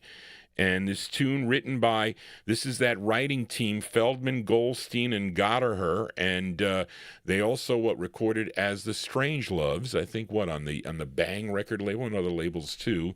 But of course, they wrote some big hits. I don't think this was a hit though. This is produced by Mal Williams and Stanley Kahn. This is arranged by Bert Keys, but this did chart number 22 if you were listening on WBUT in Butler, Pennsylvania, from April 63, going out to L.A. Arch in our YouTube chat room. Let's give a listen to the Corvells. Corvells on Cub. It's called The Jokes on Me. Here you go, Arch, for you.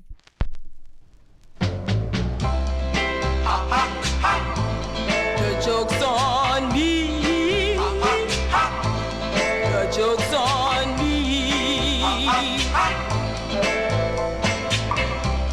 I shouldn't have gone there to that party last night, 'cause I was embarrassed when they turned on the lights. I heard the whole gang laughing, 'cause everyone could see everybody had somebody to kiss but me. The joke's on me.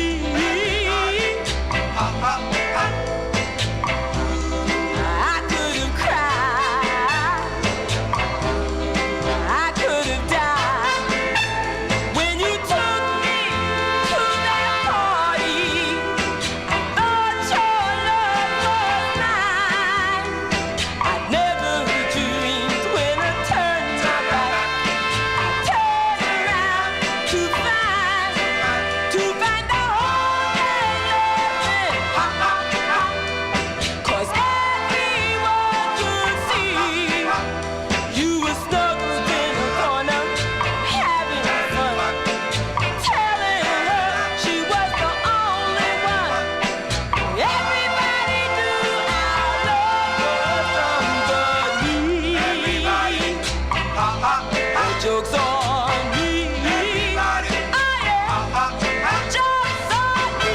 Oh yeah. Ha ha ha. Everybody. Oh yeah. Ha ha ha. Everybody. Oh yeah. Ha ha ha. Everybody. Oh yeah. There you go. That one there going out to L.A. Arch in our YouTube chat room. That's sound of the Corvells. The Corvells there from, what I do here? Lost my place. Okay. The Corvells from April 63 on the Sue record label. That's Patsy Cumming. She's the lead singer on that. The Joke's on Me is the name of the tune. Let's do the flip side here for listener Frank Chingaro in our YouTube chat room. Let's see what this says here. It's called one parentheses is such a lonely number. Who's the writer on this? I cannot see. Not with this light. I can't see.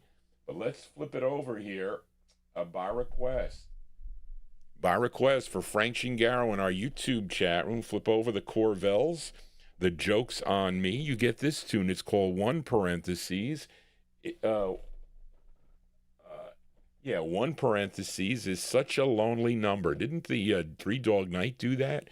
No, not this song. Here we go for Frank Chingaro, April 63, the Corvells on Cub, the Flip of Arches request. Here we go.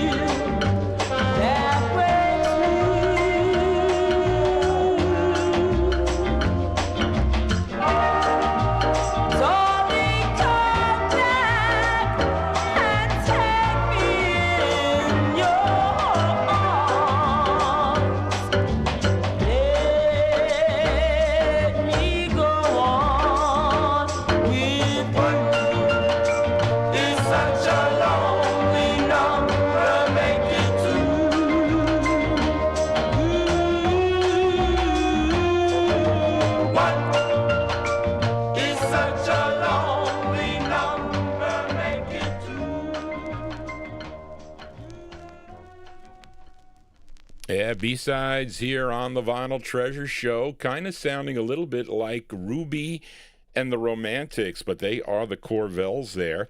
That one there with Patsy Cummins on lead, that's one parentheses, is such a lonely number. That instant request there for listener Frank Chingaro in our YouTube chat. And prior to that, we played the A-side, The Joke's on Me, the Corvells there, April 1963 on Cub Records. It's going out to L.A. Arch. I know you own that 45 L.A. Arch. It's a cool 45 as we continue now. Let's fill a request for listener Joseph Smith, a.k.a. Oldies Fan, in our YouTube chat. You know Johnny G's not bashful to play the blues here on the Vinyl Treasure Show, both this soul show and also on the Saturday night show. And we've been featuring this blues guitarist, singer, and harmonica player born in White Station, Mississippi. His real name is Chester Arthur Burrell, but of course he recorded as Howlin' Wolf, and this is his 27th release on Leonard Chess's Chess record label. This tune written by Willie Dixon. This did chart regionally. This was a number 13 record on WGES. Where is that out of, Darrell Letts? Charlene left the state off of here, and the town. But it's I mentioned that station before, WGES. Came out, this one released in May of 62 by request for Oldies Fan. Here is Howlin' Wolf. It's not the on this one. Howlin' Wolf on Chess Records. It's called Just Like I Treat You. Here you go, Howlin' Wolf for Oldies Fan. Here we go.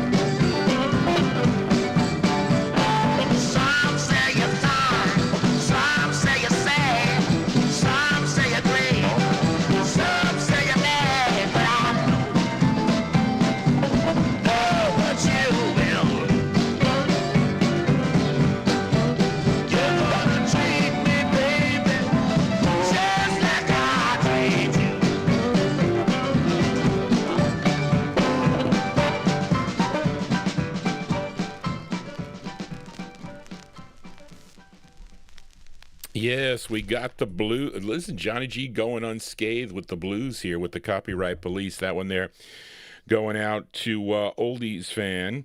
That is the sound of Howlin' Wolf, May 1962 release there on the Chess record label. It's song entitled Just Like I Treat You. That's his 27th release on the Chess record label. You know, his record, I'm telling you, the box of records that his records are in that I have, that is a heavy box, especially when you have to take it down from high on the shelf. But anyway, I digress. I hope you're digging on the cool tunes. We are here on Oldies and More Radio, also live on the YouTube stream. If you have a request, you can email Johnny G at vinyltreasures@aol.com. If you write them in the chat room, we sometimes don't pick them up, so you may get missed. And sometimes I've been getting lots of comments on my YouTube wall, which is really great. And thank you. I got so many great requests. I'm going to answer. Tomorrow. I'm not doing the show, so I'll be able to answer all your emails. So thank you for that, and some great ones too. I have to say, I really have to thank you, listeners, for writing into the program and being a part of this program as we continue here.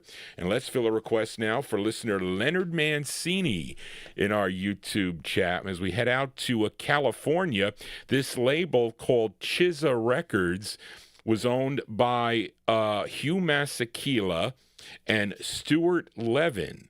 Okay, it was out of Beverly Hills, California. Now, this group included Timothy Hawkins, Eddie Hawkins, Frank Calvin, and the lead singer on this, John Kolar. Okay, and this was, let's see, what else we got here? Okay, let's see. The tune was written and arranged by Frank Kavlin, Kavelin.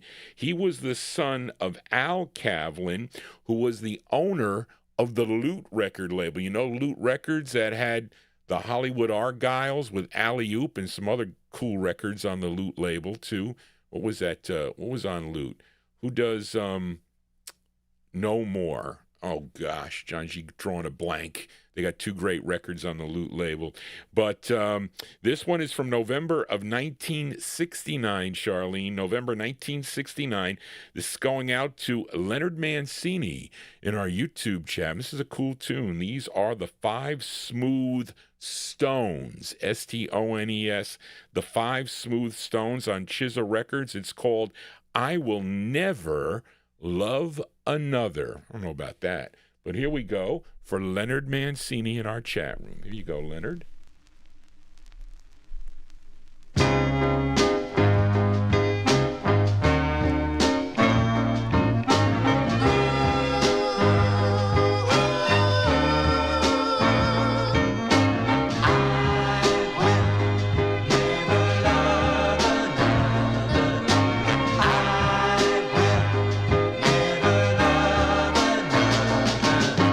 Baby, all you know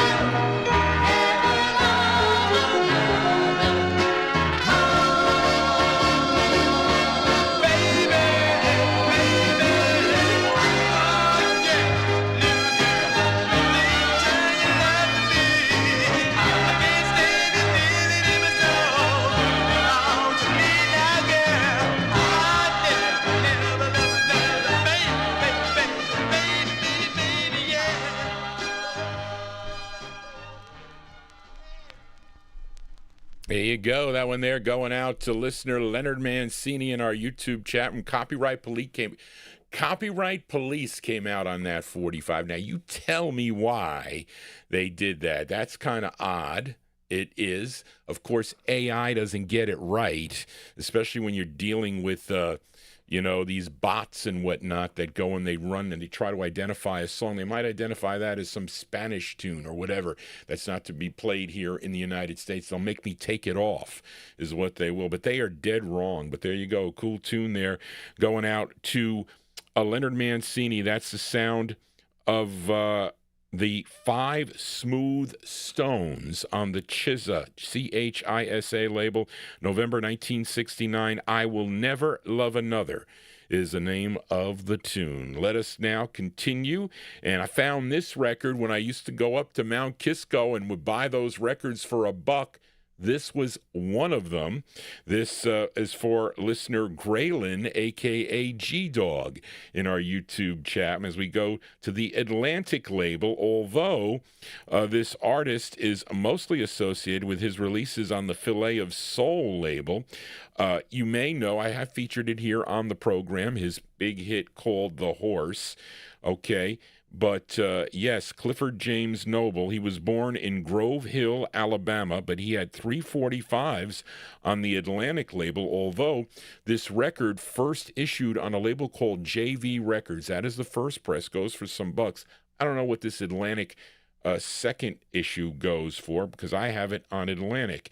And this charted number 23 on WKAZ if you were listening in Charleston, West Virginia. Let's go to September of 1966. This is by request for Graylin, a.k.a. G-Dog, in our YouTube chat room, the sound of Cliff Nobles.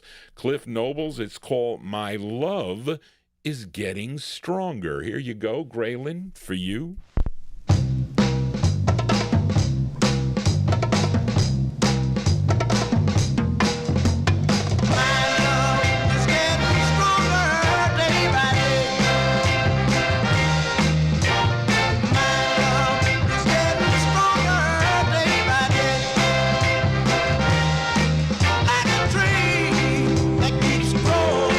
Like a wind that keeps blowing, like a fire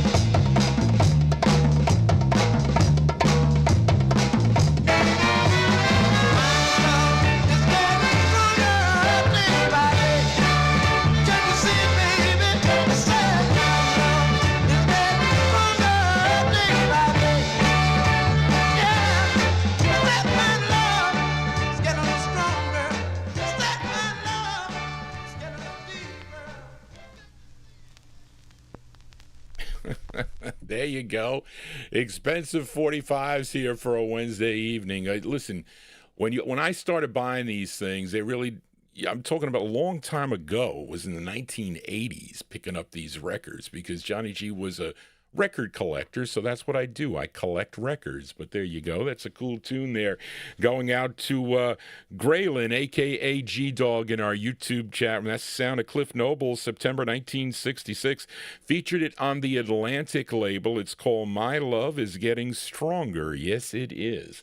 As we continue here, let's fill a request now for listener Malcolm Baumgart in the UK. Although Malcolm emailed me earlier in the day, he told me that his tablet was not charging and he needed it for phone calls. So I didn't see Malcolm in the chat room, so possibly he didn't get it. He's going to watch on the archive, I'm pretty sure, and he's usually up like Tony Crosby is. I get lots of UK listeners that tune into the program live, or at least they do in the wee hours of the morning, because I'm getting constant emails from them that they're digging on the show. But this is a request for listener Malcolm, and this gal originally from Shreveport, Louisiana. She would later relocate to L.A. Her real name was Bettye Jean Champion, but she recorded as Bettye Swann. And her biggest hit was in 1967, a great tune that she does on the Money label called Make Me Yours. But she would leave the Money label to sign with Capitol Records. She had 6 releases on the Capitol label. Now, Malcolm requested her second release. Now, this is actually a cover tune. This tune was done by Jeannie Seely in 1966 on the Monument label. This tune written by Hank Cochran. This is produced by Wayne Schuler and arranged by Tank Jarnigan. Okay, and this did chart nationally, number 38 on Billboard, number 14 on the R&B chart, and this was number 2 on WCOL, if you were listening, in Columbus, Ohio. Let's go to January 1969 for the great sound of Bettye Swann, and this is going out to Malcolm Baumgart in the UK. It's on the Capitol label. It's called Don't Touch Me. Here you go with Bettye Swann. Here you go, Malcolm, for you.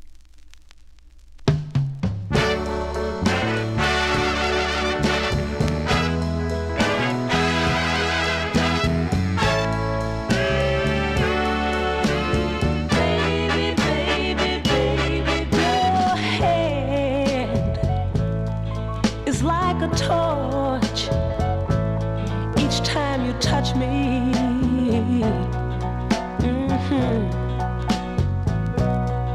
And that look in your eyes, it just tears me apart. But please don't open the door to heaven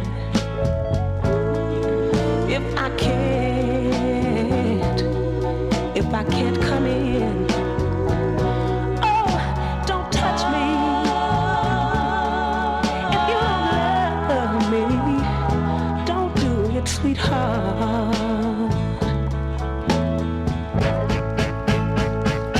Don't give me something that you might soon take away.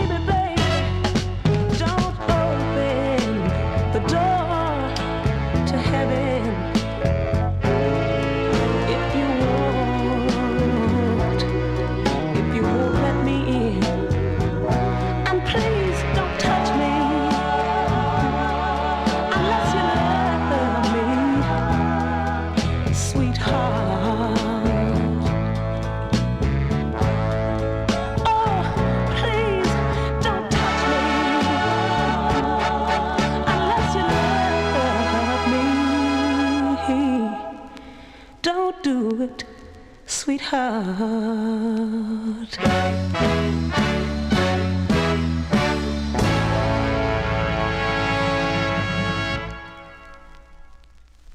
That one there going out to UK listener Malcolm Baumgart. There you go. That's a great sound.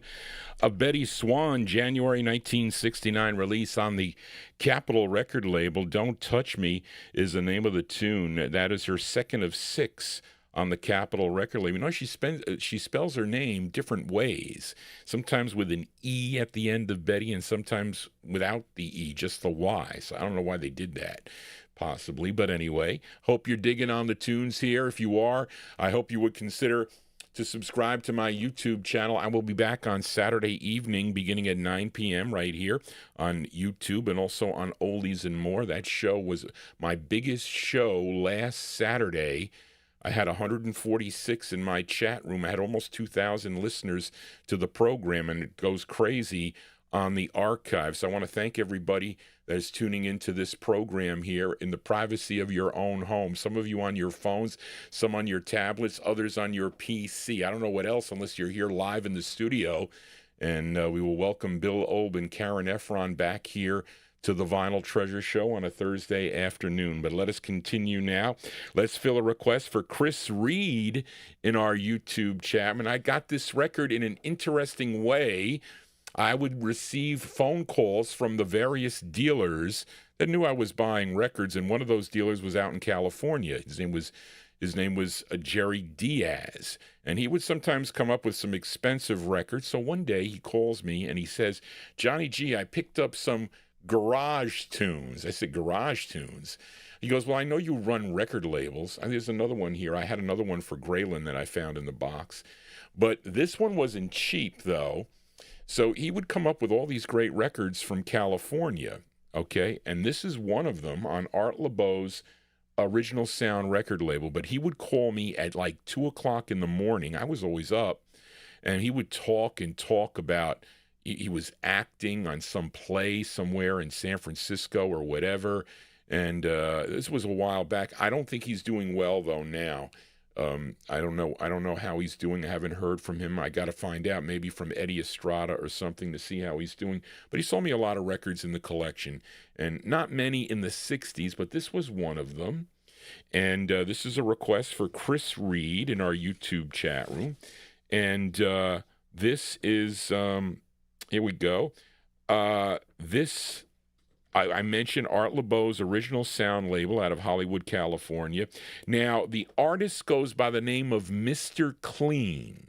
Okay, Mr. Clean, that dishwashing, no, not dishwashing, you know, like that washing thing that you can disinfect and whatnot. But no, Mr. Clean is really someone by the name of Robert Davis with, okay, Frank Zappa, okay, and I think he's doing background vocals on this, and he wrote this song, okay, and he's also, let's see, on backing vocals and guitar and drums and percussion, so I guess they did some overdubs on this, and Ray Collins is on harmonica, and also backing vocals on this are Dorothy Berry and the Sweethearts. So let's go to August of 1963 by request for listener Chris Reed. Here is Mr. Clean on Original Sound. It's called Jessie Lee. Here you go, Chris, for you, Mr. Clean.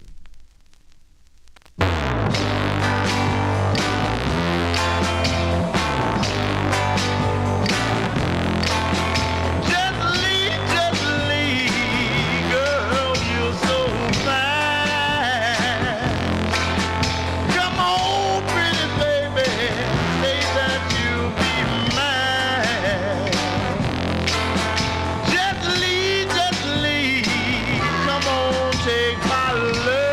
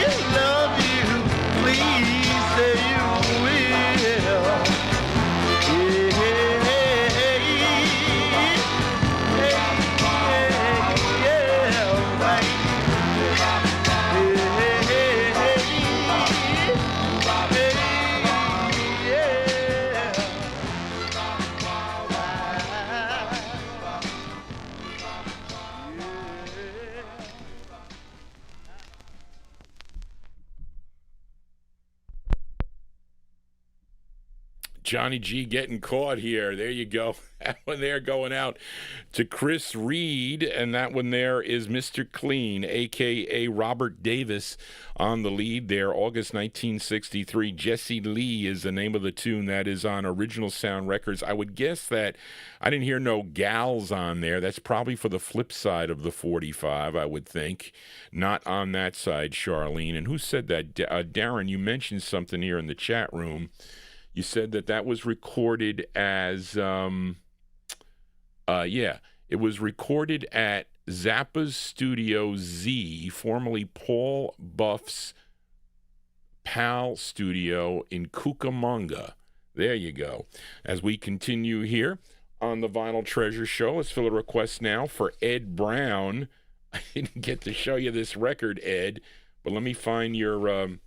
I was looking for the Mad Lads, but I don't know who did that because I didn't like split up the request list. There's so many songs here, folks.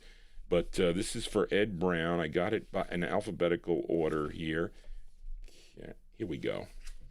And we got another touch of the 70s here. And Delfonics, Solomon Burke. Page 8. Here we go, page 8. I'm telling you, folks, I apologize for this. But I got so many. Here we go. We got a touch of the 70s here. This is a release from December of 1972. Okay, this is for Ed Brown in our YouTube chat. This is a songwriting team from Detroit. And you know them because they were big writers for the Motown, Berry Gordy Jr.'s Empire, but they left Motown to create their own label, Invictus Records. Okay, they are Brian Holland and Lamont Dozier, and they actually recorded on their own label too. They had 6 releases on the label, okay, which is out of Detroit also. Now, Ed requested their 3rd release. Okay, this features Brian Holland on lead. It's from December of 72. This is Holland-Dozier, they were called, featuring Brian Holland on lead. It's called Don't Leave Me Starvin' for Your Love. So this is going out to Ed Brown in our YouTube chat room. Here you go, Ed, for you. Ooh.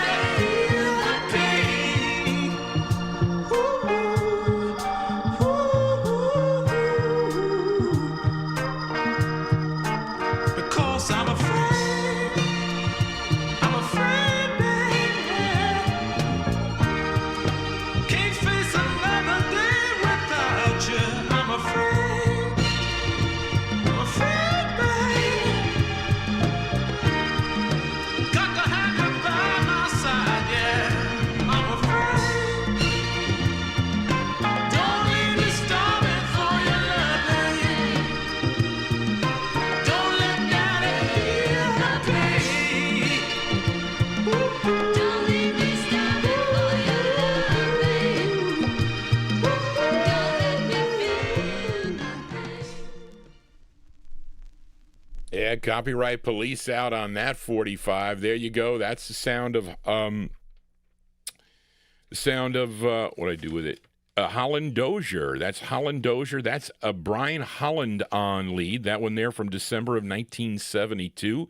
That one there on Invictus Records. It's called Don't Leave Me Starving for Your Love. That's actually part one. There's a part two on the flip side for that, but that's going out to Ed Brown in our YouTube chat room. Let us now continue here. Let's fill a request now for listener Lee the G. Feature this artist here on the program quite often from Latta, South Carolina, but raised in Pittsburgh, Pennsylvania. Of course, he was a member of the latter, I think the late 50s Del Vikings. He would join the Del Vikings before he went solo. His real name, Charles Jackson, recording for he recorded as Charles Jackson on the Clock record label back in 1959, but he would sign with Wan Records in 1961, would have 32 releases on the label through 1968, and this was his first release for the Wan record label. This tune, a song he co-wrote together with Luther Dixon, who also produced it. This is arranged by Carole King. Arranged this tune. Charlene, where'd you get the Carole King arrange this tune? Did she really? I don't know. I didn't see it on the label. Anyway, this charted number 36 on Billboard, number 5 on the R&B chart, and this was a big number 1 record if you were tuned into WUST in Bethesda, Maryland from January 61 for Lee the G, Mr. Chuck Jackson on Wand. It's called I Don't Wanna Cry. Chuck Jackson for Lee the G. Here you go, Lee, for you.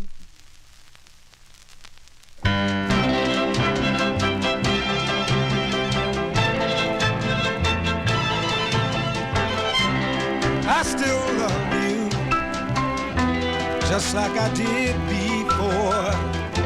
But before you smile and walk through the door, darling, I don't wanna cry. I don't wanna cry no more. No, darling, no more. You come and go like the morning sun. I was so serious, but you were having fun. Now, baby, now, I don't wanna cry. I don't wanna cry no more.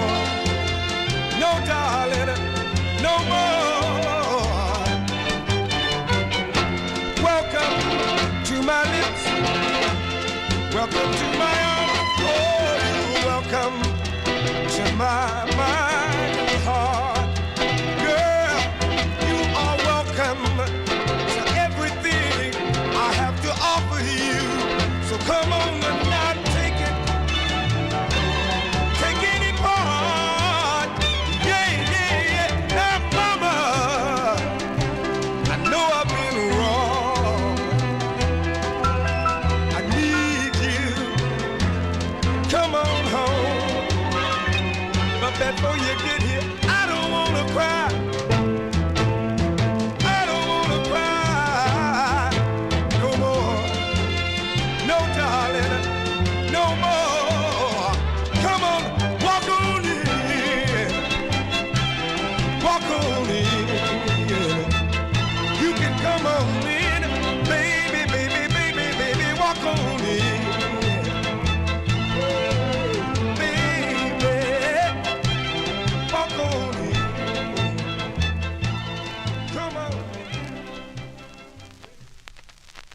Why is that so off center? That's not supposed to be that off center. I checked this record, but it was a little bit off center. You know how many copies of this record? Well, the variations in presses. Yes, Don, I should get rid of my multiple presses of this, but I guess she is credited, but not on the. Is she on the label though? It's not on this one.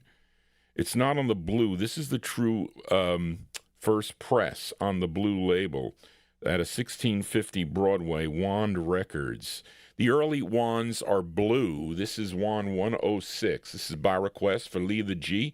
That's the great Chuck Jackson. I'm sure many of you remember that tune from January 61 on the wand label, I Don't Want to Cry. That's for Lee the G. And again, thank you for that. She is the arranger on that tune here. Copyright police are out. I need them to go away because if they're out constantly, they're going to shut me down as it is, what is it? It's after 12. So if they do that, that's going to be the end of the show because I'm not going to go for part 2 at this late stage. But anyway, I want to thank everybody that has been tuning into the program. We're not ending now. We'll go into a little bit of overtime till they shut me down. How about that?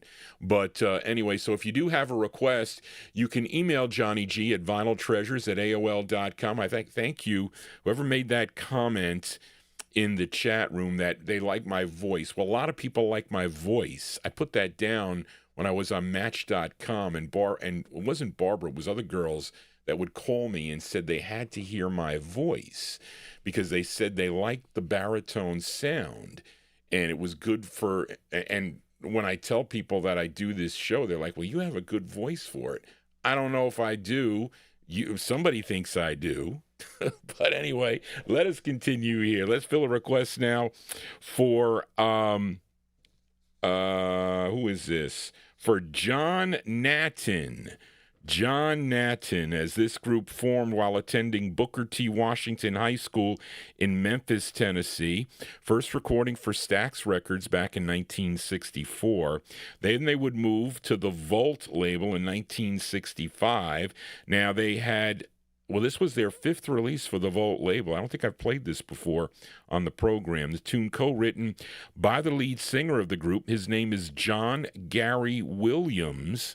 Okay, he was the lead singer of this group. This charted number 20 on WJMO, which is out of Cleveland, Ohio. Let's go to September of 1966 for the sound of the Mad Lads.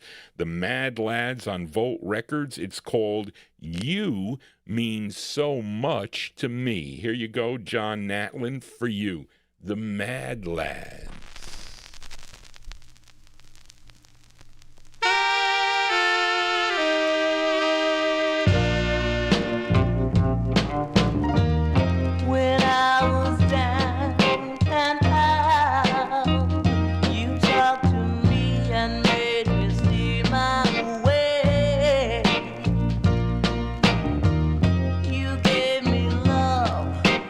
All my friends just laughed and walked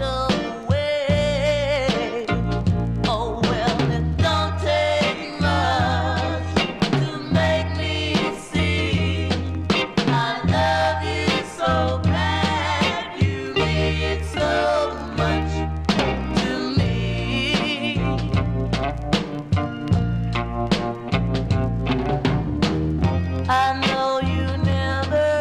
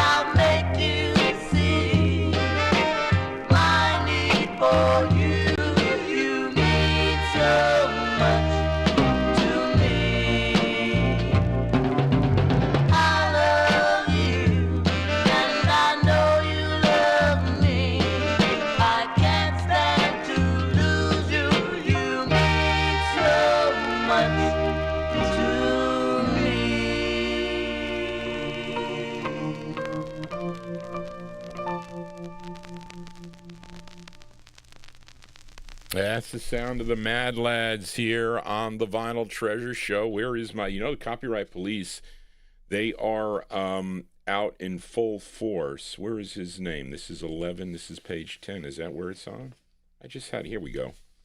That one there from, I found that out in the wild, so for a quarter. Those were cool records. If I saw that label, I picked everything up on the Volt record label. September 1966, those are the Mad Lads. That is John Gary Williams on lead. You Mean So Much to Me is the name of the tune. Yes, you do, my listeners. Really, I got great listeners. They send in great requests. I want to thank you all for that. Again, I will be back on Saturday at 9 p.m. It's 1950s and early 60s. We play those records by year. So if you don't like the early stuff, you don't have to tune in the early side of that. You can, who wants a flip side there? Who's asking for the flip side? Bust a bass? Oh, you want the flip? Okay, we're going to do the flip side there. I see thank you, Charlene, for doing that. See, Charlene is in the Oldies and More chat room, so she can privately IM me. I don't think you can do that on YouTube. Like if Amy wanted to IM me, she'd have to text me or something. Sometimes she needs to do that, because sometimes I don't see what's in there. But let's do a flip side here by request for Bust a Bass. Let's see something here. This was number 10018, and this side, well, yeah, so here we go. So that was the intended B side of the 45. Bust a Bass wants to hear the intended A side of the 45, so let's play that for him. Okay, here we go. So here are the Mad Lads. This is the A side. Gotta make sure I get this right. Touch my heart. Here we go. For it's for what I do with, it's up here, Johnny's, sometimes I'm telling you, I went to the store today and it was crazy. I had to wait there, and these people were coughing, and I was getting nervous, because there's so much sickness going around. So let's flip over the Mad Lads, You Mean So Much to Me, from September 66 for John Natlin. And you get the flip side for Bust the Bass. It's called Patch My Heart. Here you go, Buster, for you, the Mad Lads. Patch My Heart for you. Instant request.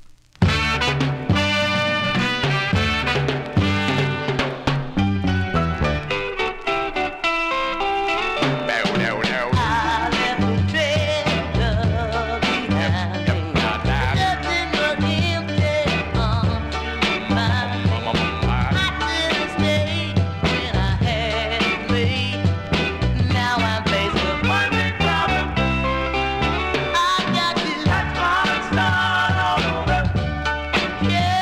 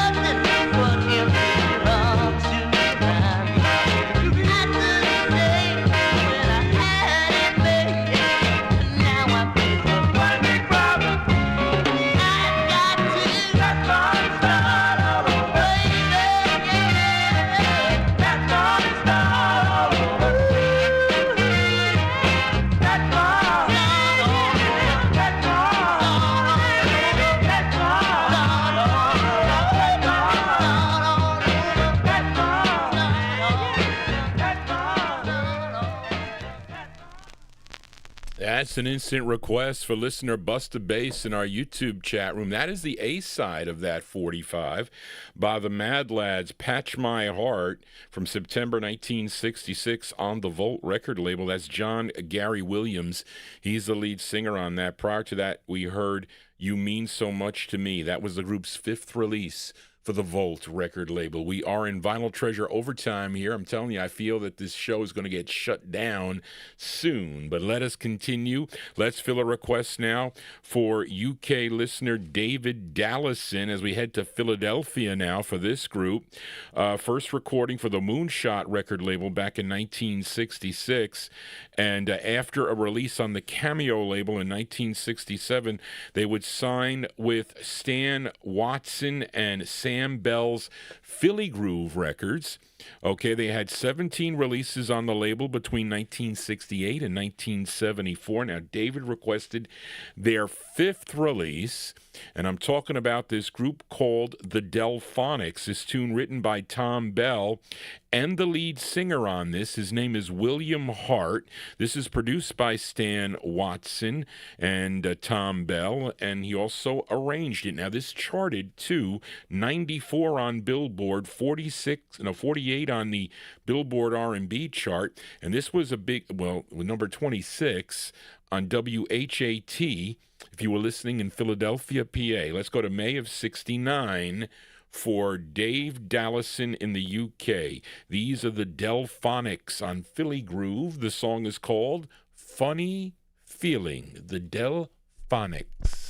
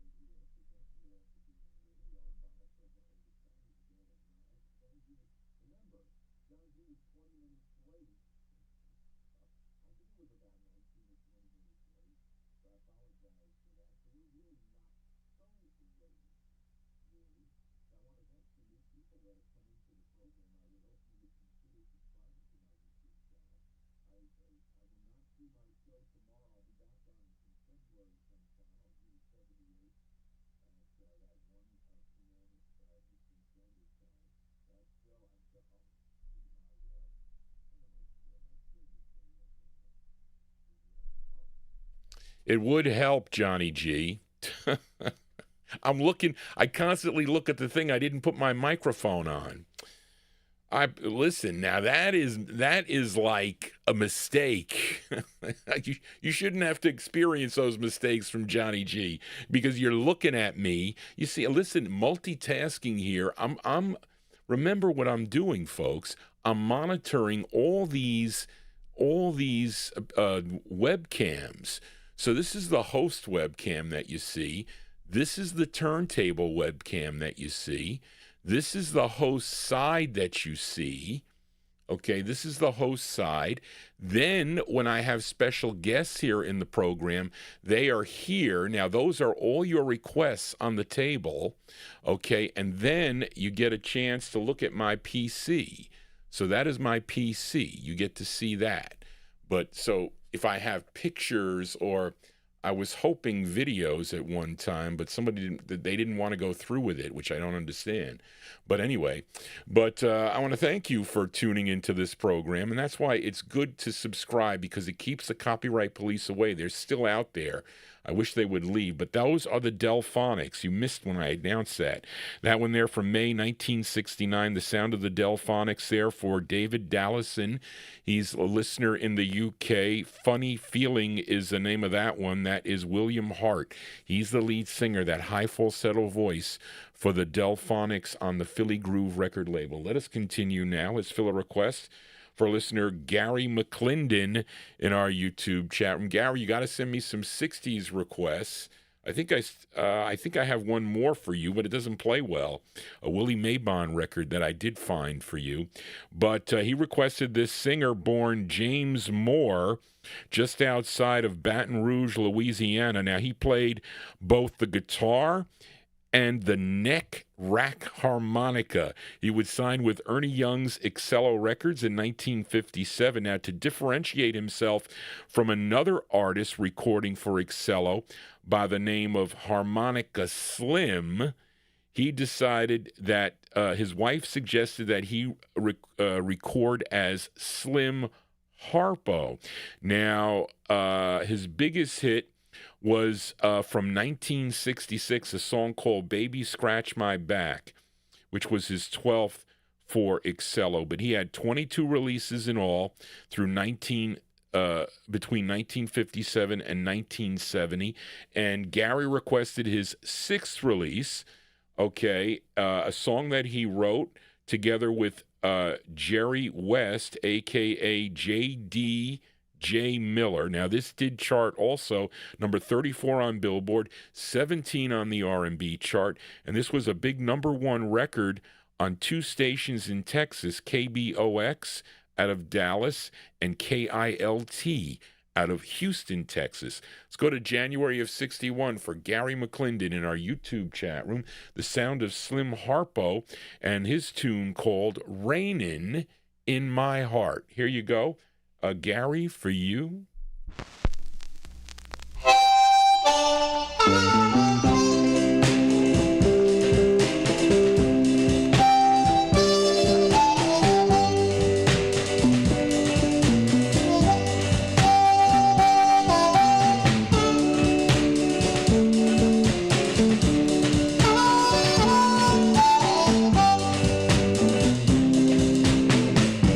Raining in my heart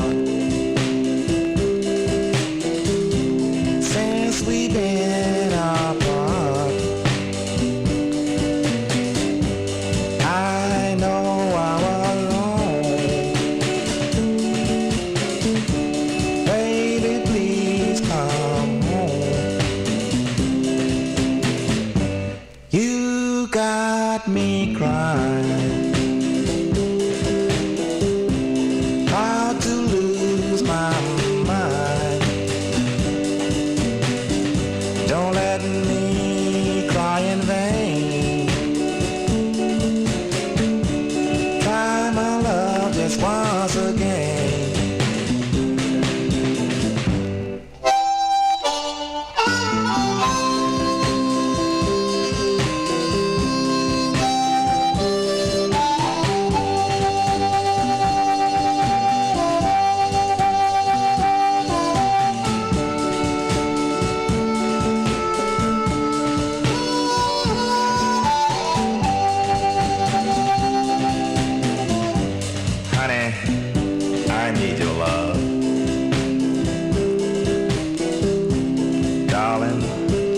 know why. If you wouldn't come back home, there'll be no need for me to cry.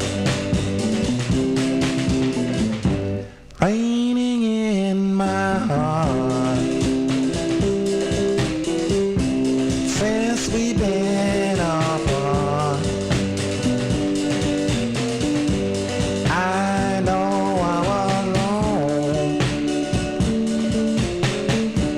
Baby, please come home.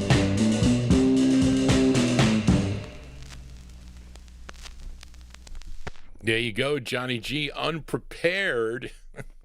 Unprepared for that cold ending there. There you go. That one there going out to Gary McClendon in our YouTube chat room. That's the sound of Slim Harpo. Slim Harpo on the Ernie Young's Excello Records January 61 release. Raining in My Heart is the name of the tune. You're going to hear all kinds of tunes here on the Vinyl Treasure Show. But again, if you do have a request, you can email Johnny G at vinyltreasures@AOL.com. If I have the 45, I'll feature it. And we want to stay away from the big hits is what we need to do, because the copyright police, they don't treat Johnny G so as the AI copyright police, we'll call them.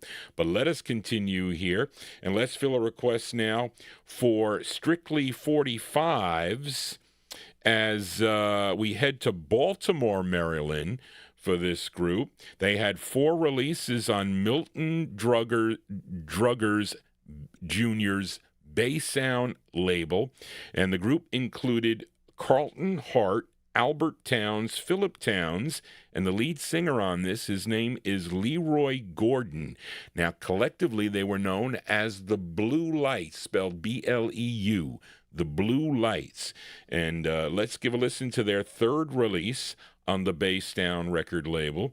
And this one here charted regionally, number 42 on KSOL in San Francisco, California. This is going out to listener Strictly 45's December 1968 release, The Blue Lights on Bass Sound. It's called Yes, I Do. Here you go, Strictly 45's for you.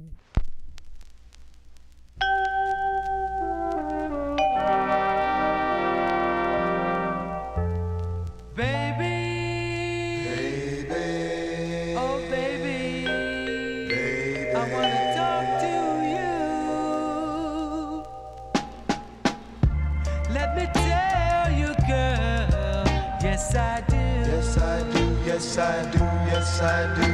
You asked me if I could ever love you, baby.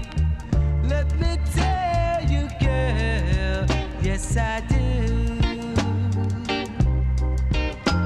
You asked me if I could ever trust you.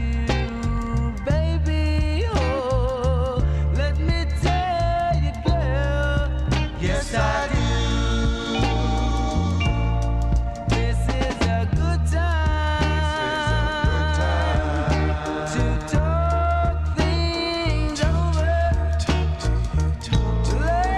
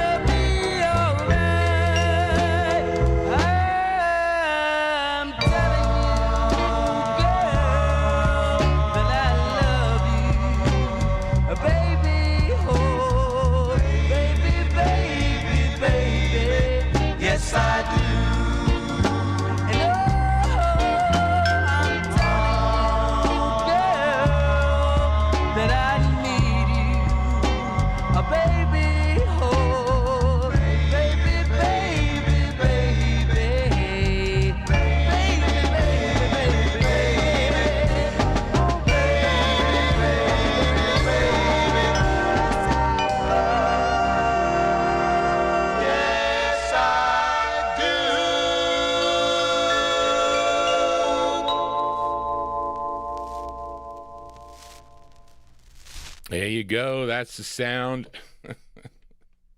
That's the sound of the Blue Lights. Yeah, they got an expensive record on this label, too, by the way. Those are the Blue Lights. They're going out to Strictly 45's. That one there called Yes, I Do. It's on Bass Sound Records out of Baltimore, Maryland. And that's going out to Strictly 60's as we continue here. Now, Charlene, where was this record? Because I didn't highlight who the, oh, darn.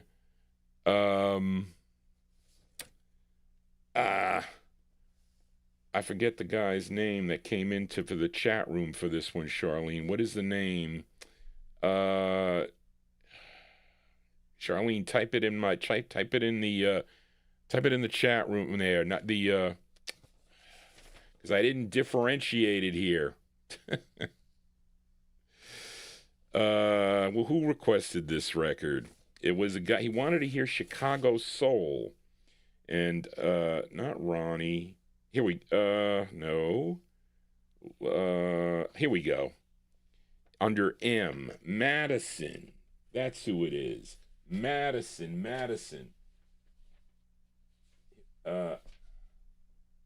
Malcolm 12 is page 11 here. You gotta bear with Johnny G here, folks. I need page 11. And of course, where is page 11? Page 4, page 1, page 4, page 3, page 10. Johnny G cursing here. Where is 11? Malcolm. Oh. I put it on the copy machine over there. No good, Johnny. Here we go. So, Madison Cool Gent, I think you came into my chat room last week. You asked me to play Chicago Soul. I says, okay, let me see what I got for Chicago Soul. I found this girl group here. Okay, this girl group, which included Patricia Hamilton and her sister, Rosina, and their friend, Barbara Peterman. And collectively, they were known as the Love Lights. Okay, they're out of Chicago. And this is their debut single. It came out on Violet Musinski's Bandera label, which is out of Chicago. This did chart regionally. This charted number 16 on WNIO out of Niles, Ohio. Okay, let's go to November of 1967. It features Patricia Hamilton on lead. Here are the Love Lights for Madison Cool Gent. It's called I Found Me a Lover. This is for Madison Cool Gent. Here you go on the Bandera label. Tell me what you think.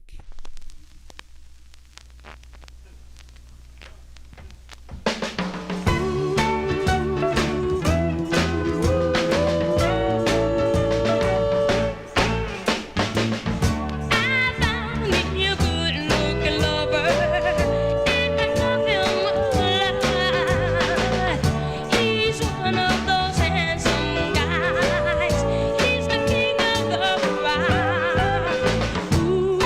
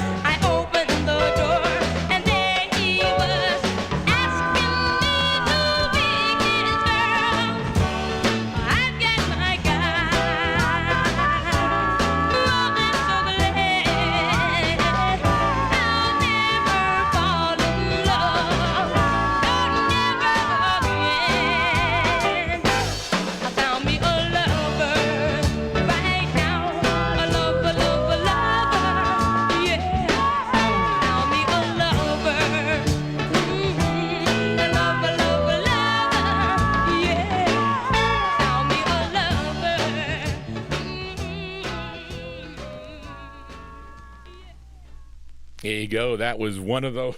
It's got a what they call a dangerous BB hole in that. You see that BB hole? It was really in the dead wax. Got to be careful with those. But there you go. That one there going out to Madison Cool Gent, November 1967. Those are the Love Lights, their debut single on Bandera Records. I think it's the same group, I think, that recorded for the Uni label, too. They got some really nice records there, too. This one is I Found Me a Lover. We're going to flip it over because I like the flip side, too. And that was the intended A side of the record. Let's give a listen to the B side here. See this?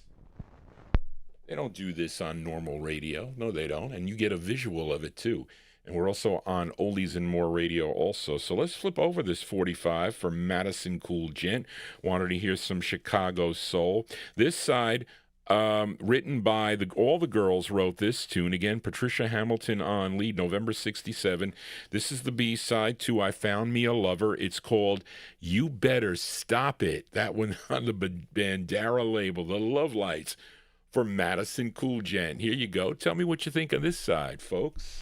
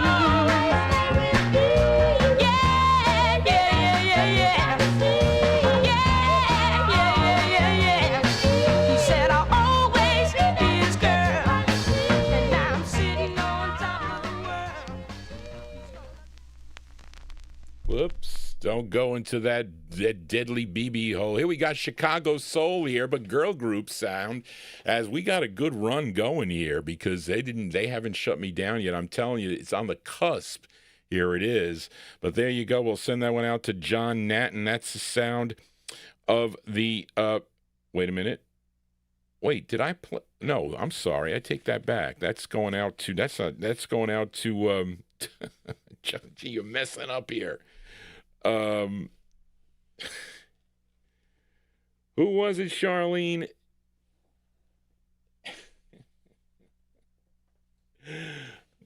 Here it is. Madison Cool Gent. There you go. You better stop it. Johnny G messing up. It's late, folks. It is. Those are the Love Lights there, November 1967. That is the flip side of I Found Me a Lover. It's right here, Johnny. Right in front of you, November 67 on the Bandera record label. Let's fill a request now for listener Jim Lampley in Texas as we go to Nashville, Tennessee to Wesley Rose's Hickory Records. Early Hickory releases were, country boppers and pop artists and whatnot. I played that Varieteers record, though, on Saturday night. But later on, they got more into soul and garage and some pop stuff and some cool records they did. And this is a release from April of 1962. This gal, she had 2 on the label, and Jim requested her first. Now, this tune written by John D. Loudermilk and was first to, and this song was first done by Mark Dinning. He did it back in 1961 on MGM Records. But let's give a listen to this version as done by Nelly Rutherford. Nelly Rutherford from April 62 on Hickory Records.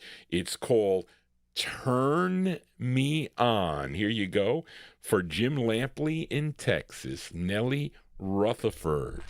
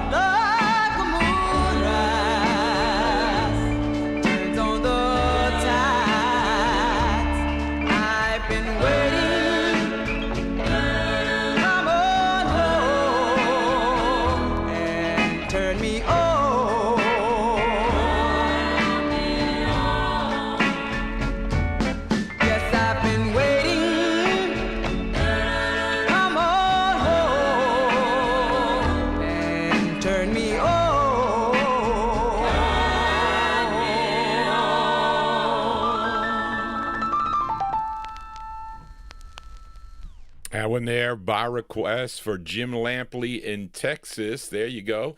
On the Hickory record label out of Nashville, Tennessee. That's the sound of Nelly Rutherford. Nelly Rutherford from April 1962 on the Hickory label, Turn Me On. It turned Johnny G on every Saturday beginning at 9 p.m., 9 to midnight. That's this coming Saturday. I'll be back with my 1950s and early 60s edition. We play those records by year. Not so here on the Wednesday night show. We're live on Oldies and More Radio, also live on YouTube. Please consider subscribing to Johnny G's YouTube channel. Let us fill a request now for listener Joe Carrera.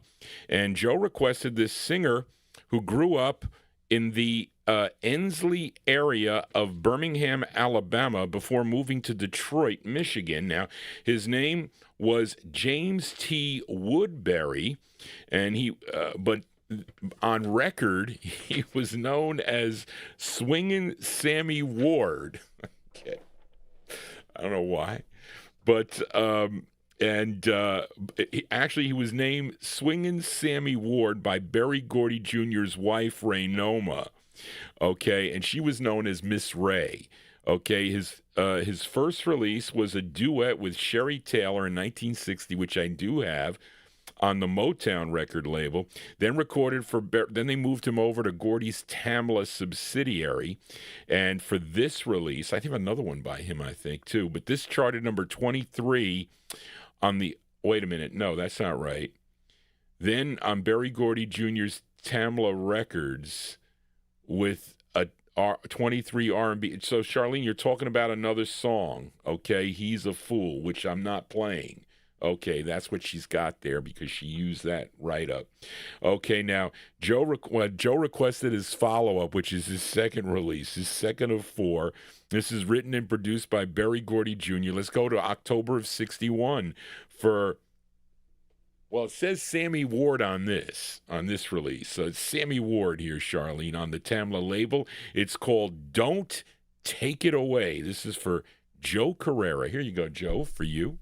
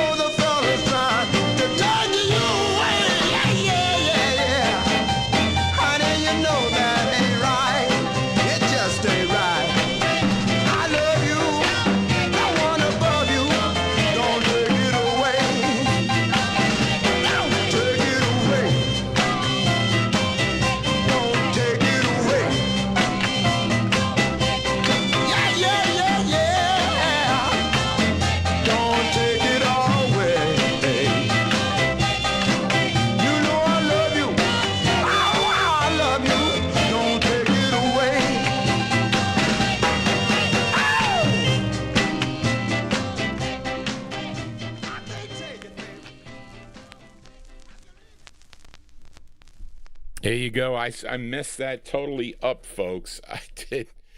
Johnny G's, I'm telling you, I need cataract surgery. I got to go see the eye doctor for this because I can't see that well. But there you go for listener Joe Carrera in our YouTube chat room. That's January 61. He sang as singing, not swinging. You know what the problem was, why I got swinging on my mind? So downstairs, I was looking through thousands and thousands of pop 45s, and I saw Swingin' Sammy K. So that was stuck in my gourd. So therefore, that's why I call this swinging. He's swinging, he's singing Sammy Ward, but he's just Sammy Ward on this. Okay, song entitled Don't Take It Away. Well, I'm going to test the waters here with this record. But Charlene, is it, my question is this song on the, I can't find it on the page. Is this one you did? But you did do it. I can't find where you did it on page. So is it on page 3? Maybe it's on page 3. Let me see. Oh yeah, he's got a bunch on page 3. But wait a minute. But it shouldn't be here. Yeah, it is. Okay, folks, I got it. I'm going to test the waters here. They might shut Johnny G down with this because this is my 45 that I bought. Okay, I bought this record in July of 1970. So this is a request for listener Ben Warfield. This group, they formed in Detroit, Michigan after Holland-Dozier Holland left Motown Records in 1967 over a dispute about royalties. They set up their own label called Hot Wax Records. Oh, so this is prior to the Invictus label, okay? And they put out this, it says they set up their own label, Hot Wax, and put together this group. It was called 100 Proof as a funk and soul act for their new label. Now, Joe Stubbs was made co-lead singer along with Steve Mancha, who is the lead on this single. Okay, other members of the group included Eddie Holiday and Herschel Hunter. This was their second of 10 on the Hot Wax record label from their LP, if you own the LP, which was called Somebody's Been Sleeping in My Bed. And this tune, written by General Johnson, Angelo Bond, and Greg Perry, who also produced it. And I remember hearing this on the radio, and I really liked the song, so I bought it from July 1970. This is for Ben Warfield. 100 Proof Aged in Soul is the name of the group on Hot Wax Records. It's called Somebody's Been Sleeping is the name of the tune. Here you go, Ben, for you.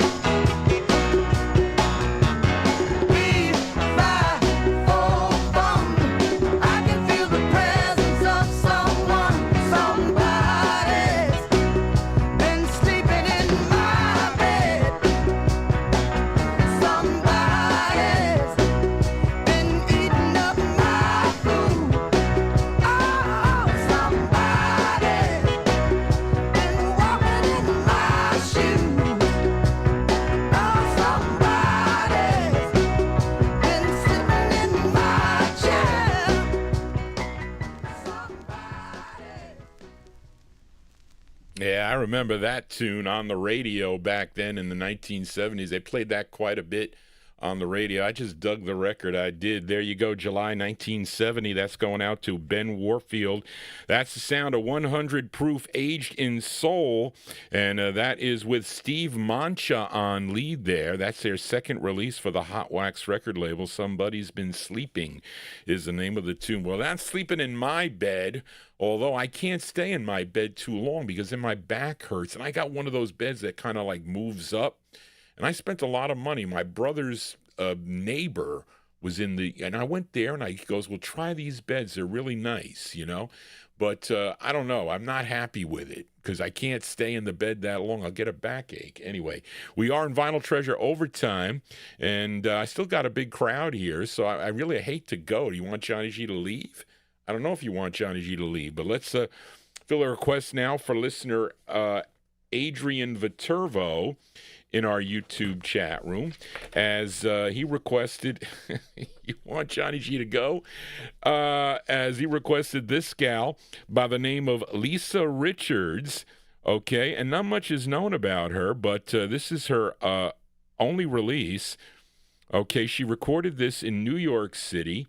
Wait a minute, I'm sorry, it's not her only release, Charlotte. Oh, yes, it is. Okay, you see what happened was, Don Roby, who owned this Sure Shot record label, also owned the Backbeat and the Duke label, they would have agents in some of the major cities. So evidently, she recorded this in New York City on a local label, Jovial Records, which came out in May of 1964, and then Roby would pick it up and put it out on his Sure Shot label, and he released it in February of 65, okay? And I have it on Sure Shot. This tune written by Joe Brown and Raymond Barnes. Going out to Adrian in our YouTube chat room. Here is Lisa Richards. It's called Take a Chance.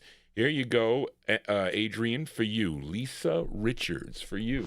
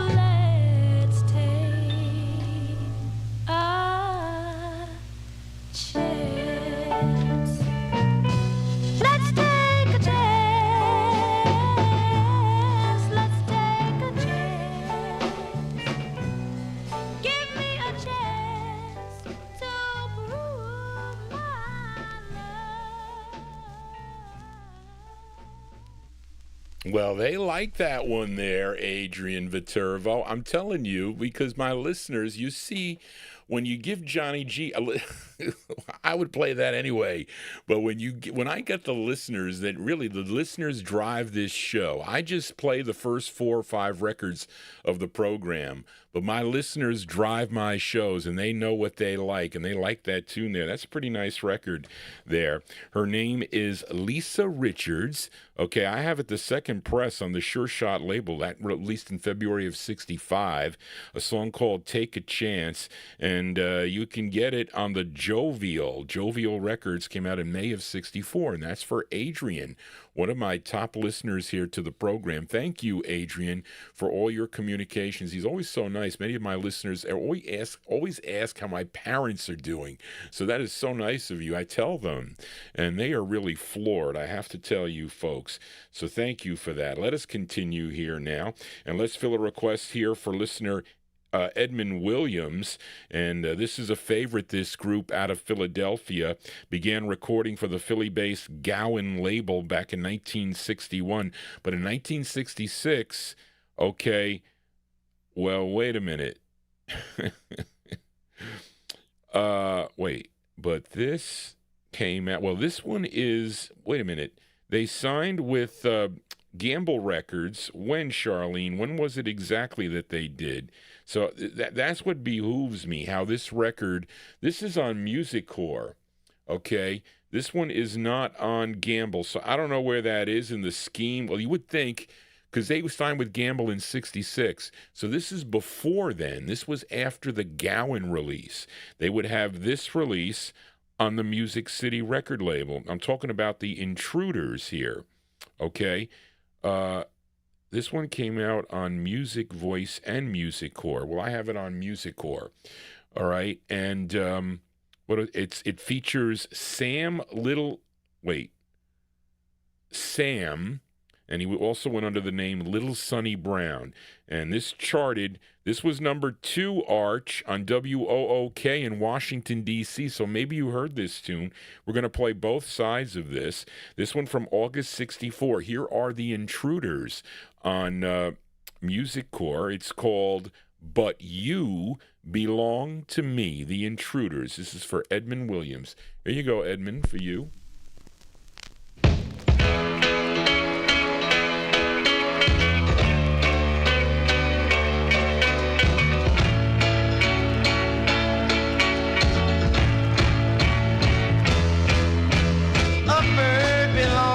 Sky, a cherry belongs to a pie, yeah. A fish belongs to the sea, oh yeah. But you belong to me.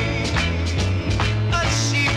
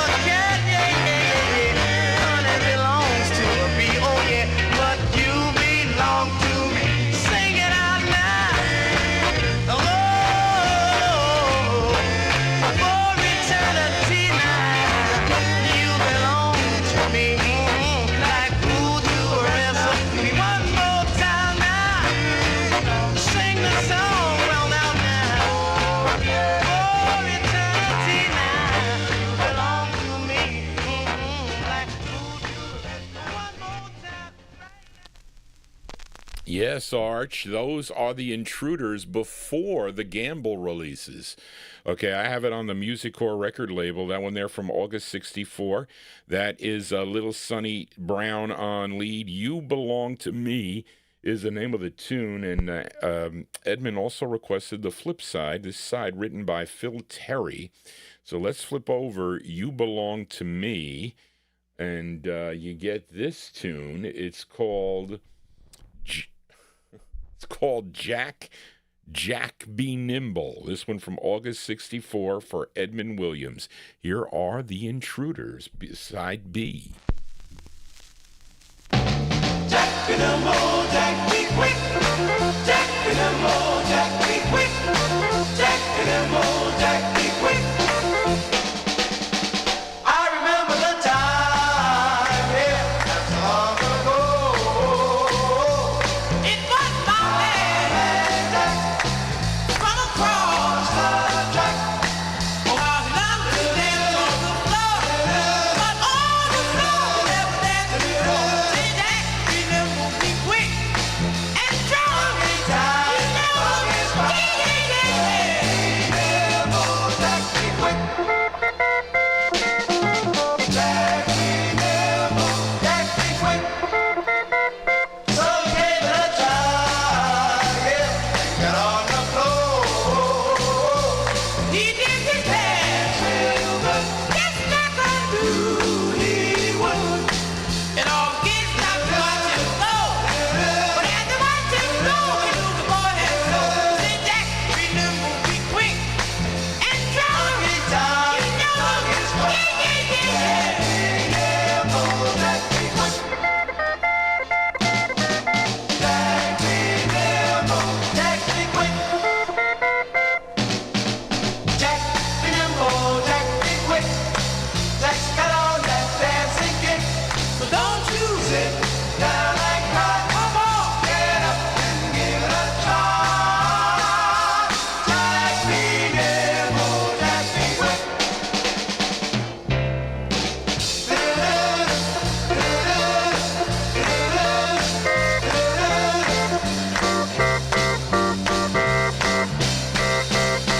So the story goes on, yeah, Jack's king of the floor.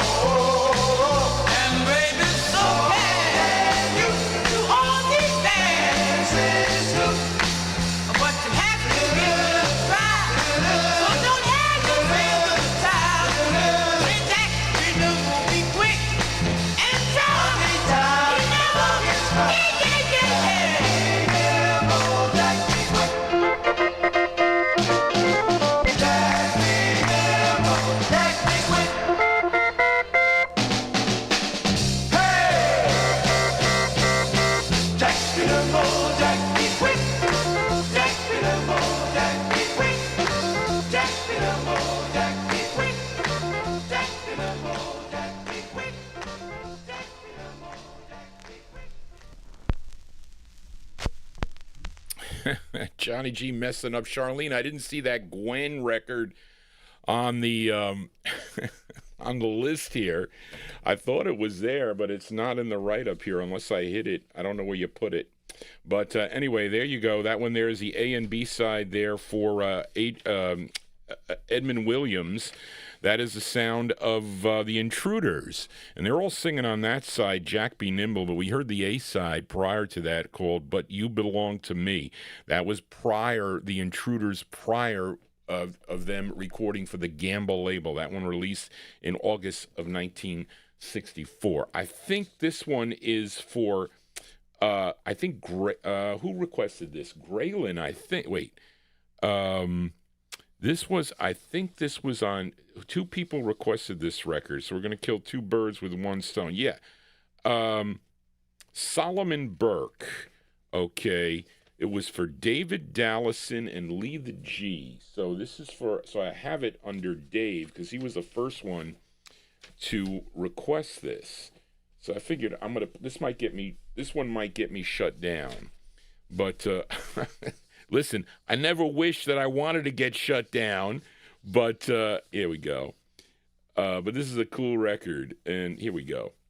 So This is a request for UK listener David Dallison and also Lee the G, of course, this singer, born James Solomon McDonald on March 2nd, 1940 in Philadelphia, PA, and he would sign with Apollo Records in 1955, but really he didn't find success until he signed with the Atlantic record label, and he had lots of releases on the Atlantic label, not to mention other labels too, like Bell and MGM and others. I have him on others too in the collection, but David and Lee requested his third of 32 on the Atlantic label. This tune written by Burt Russell, and this is arranged by Klaus Ogerman. Okay, now this charted number 44 on Billboard, was number 5 on the Billboard R&B chart, and was a big number 1 record if you were listening to WGES in Chicago, Illinois, for David Dallison and Lee the G, December 61, Mr. Solomon Burke on Atlantic. It's called Cry to Me. Here you go for David and Lee.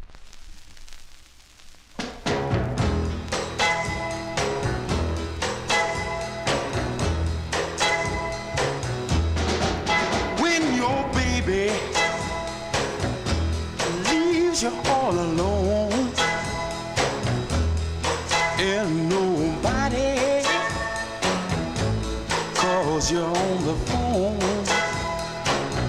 don't you feel like a crying? Don't you feel like crying? Well, here I am, honey.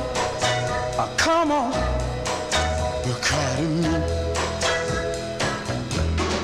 When you're all alone in your lonely room,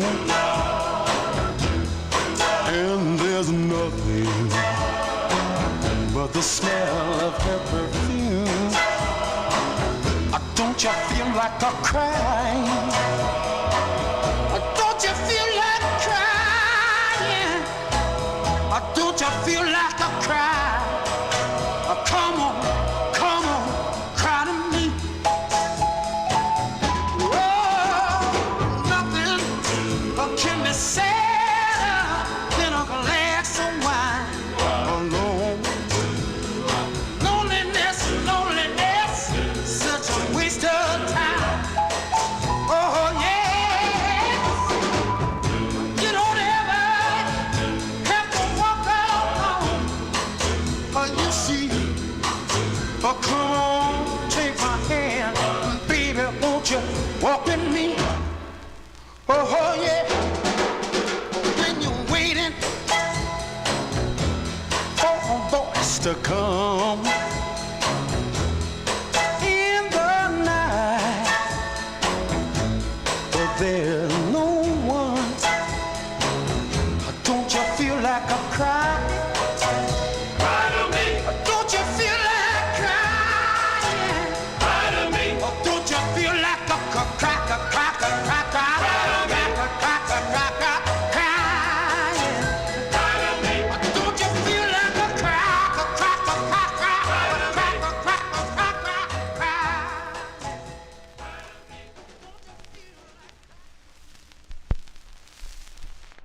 There you go. That's the sound of, hold on a second, folks. That's the sound of Solomon Burke there. Solomon Burke, that one there going out to David Dallison and also Lee the G. Johnny G messing up here. I'm telling you here, because it's late. What happened to the write-up here? Here we go. And, yeah, December 1961, Solomon Burke, Cry to Me. That's for Lee the G and also for David Dallison. Now, listen, Graylin, Charlene forgot to do that. Of course, she had it on the sheet, but she didn't put it in here, so I can't play that record for you. I got no write-up. But let's do this Honey and the Bees record. Wait a minute. Honey and the Bees. Where is it? So Charlene, where is this one? How come I don't see if I can't find any of these records? Oh, here we go. All right. So this is right after Okay, it's right. It's for Pintos. Okay, this is on the last page. So I'm telling you, folks, well, I'm knocking out all these records here. Page 13. Hold on a second. Let me find page 13. Page 12. Page 9. You know, I see. Really, what I need to do is I need to have another. Monitor. So if I have another monitor, then I can put it up higher and I can read off the monitor. That's what instead of having these pages, because I could easily, go back and forth. But anyway, this is for listener Pinto's Hit Noise. I don't know if Pinto's been in tonight. Okay, don't save. Oh, it's blocked. See that, folks? It's blocked. That's not good. But that's going to shut the show down here. So anyway, we're not going to play this record, okay? I didn't know that. I knew they were eventually going to block me, okay? I knew that. So anyway, let me find a record to close the show with tonight, folks. I apologize for that, but listen, we had a good run, okay? I know Graylin's tuned into the program here. We had a good run. So let's close the show tonight. What should we close it with? Let's see. Let's close it with this record, because all right. Well, you see, folks, that means I am back, but they're not going to let me stay. So I'm going to pull back that Honey and the Bees record, okay, folks? We're going to close the show tonight with another record. I mean, I've had this in the box for a while. I want to play it. Might as well. It's probably a good song to close the show with, although I'm not lonely. So anyway, but that's going to do it for Johnny G and the Vinyl Treasure Show. Just a spontaneous ending here because the copyright police are going to shut me down. I really have to thank all the listeners this evening that tuned into the program.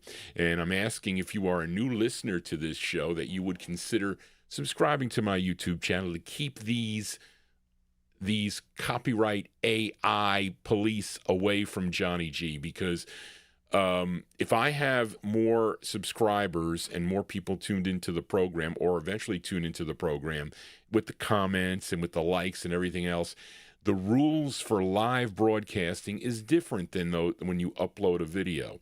And I don't monetize the video. I mean, I can monetize as long as I'm live, but once I get one copyright issue, then that's it. It ends.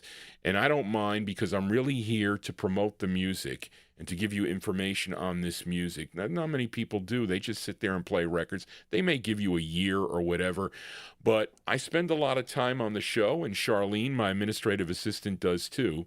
And therefore, I want my audience to engage with me, which you do. So you communicate with me, you send me your emails, and I play the records for you. And I actually am talking to all my listeners right on the screen here. It's a little different than some of the other shows. I'm on Oldies and More Radio. They allow me to simultaneously broadcast there.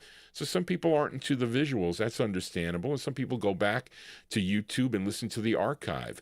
So that's a good thing. So if you missed any of the show, because it's a long show, let's put it to you, and people have to go to sleep and whatnot, but I'm picking up new people all the time and in other time zones that tune into the program. So you can spend your afternoons with Johnny G here. But I want to thank everybody that contributed to this show today, and also to the chatters in there and all the contributions and whatnot. I really want to thank everybody for that in the emails. I will answer them eventually, but thank you. I will be back on Saturday night beginning at 9 p.m. with my 50s vocal group Harmony. We play some rockabilly, I don't know if I have any rockabilly. There's a couple of my listeners that like rockabilly. Blues we get on the program, but lots of vocal groups and R&B. So if you like that sort of thing, tune in to the Saturday night show. And in February, I'll be doing another 78 show. I don't know exactly when, but you should subscribe. You'll see the promos up on my YouTube page. But thank you all for tuning in. Thank you again, Charlene. We're going to close the show with a request for Record Ralph, okay? And he's on page 12, right? Record Ralph, where are you? Oh, I hid that record because I wasn't going to play it. But I am going to play it. Because it's at the end and I lost all my listeners. But anyway, so this is for Record Ralph. We're going to close the program tonight with a tune. Hold on a second. Let me read it to you. Unhide. Wait a minute. Unhide. There we go. So, Record Ralph's closer is, because I hit it because I wasn't going to play it, but I'm going to close with it. There you go. All right. Okay, this is a request for listener Record Ralph. Let me make it bigger because I can't see it. Okay, and this singer-songwriter born in Geneva, Illinois, his name is Robert Parker Jameson, okay? Robert Parker Jameson, and first recording as Bobby James in 1963 on the Jolem label, but he did two on Tony Alamo's Talmo label, which was out of Hollywood, California.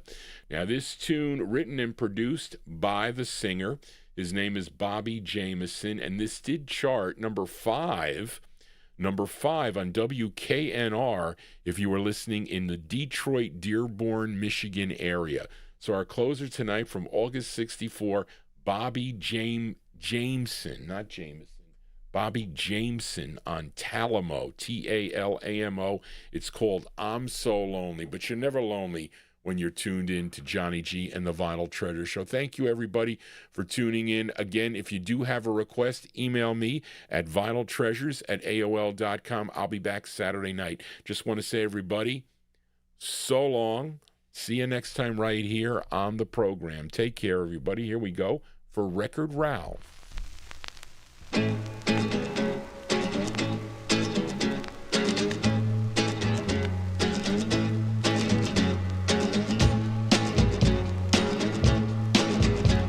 I see her everywhere. She don't seem to care that I'm lonely. She don't know my name, and it's such a shame, 'cause I'm lonely. I'm as lonely as can be. Why won't she fall in love with me? Oh, I'm lonely, I'm so lonely.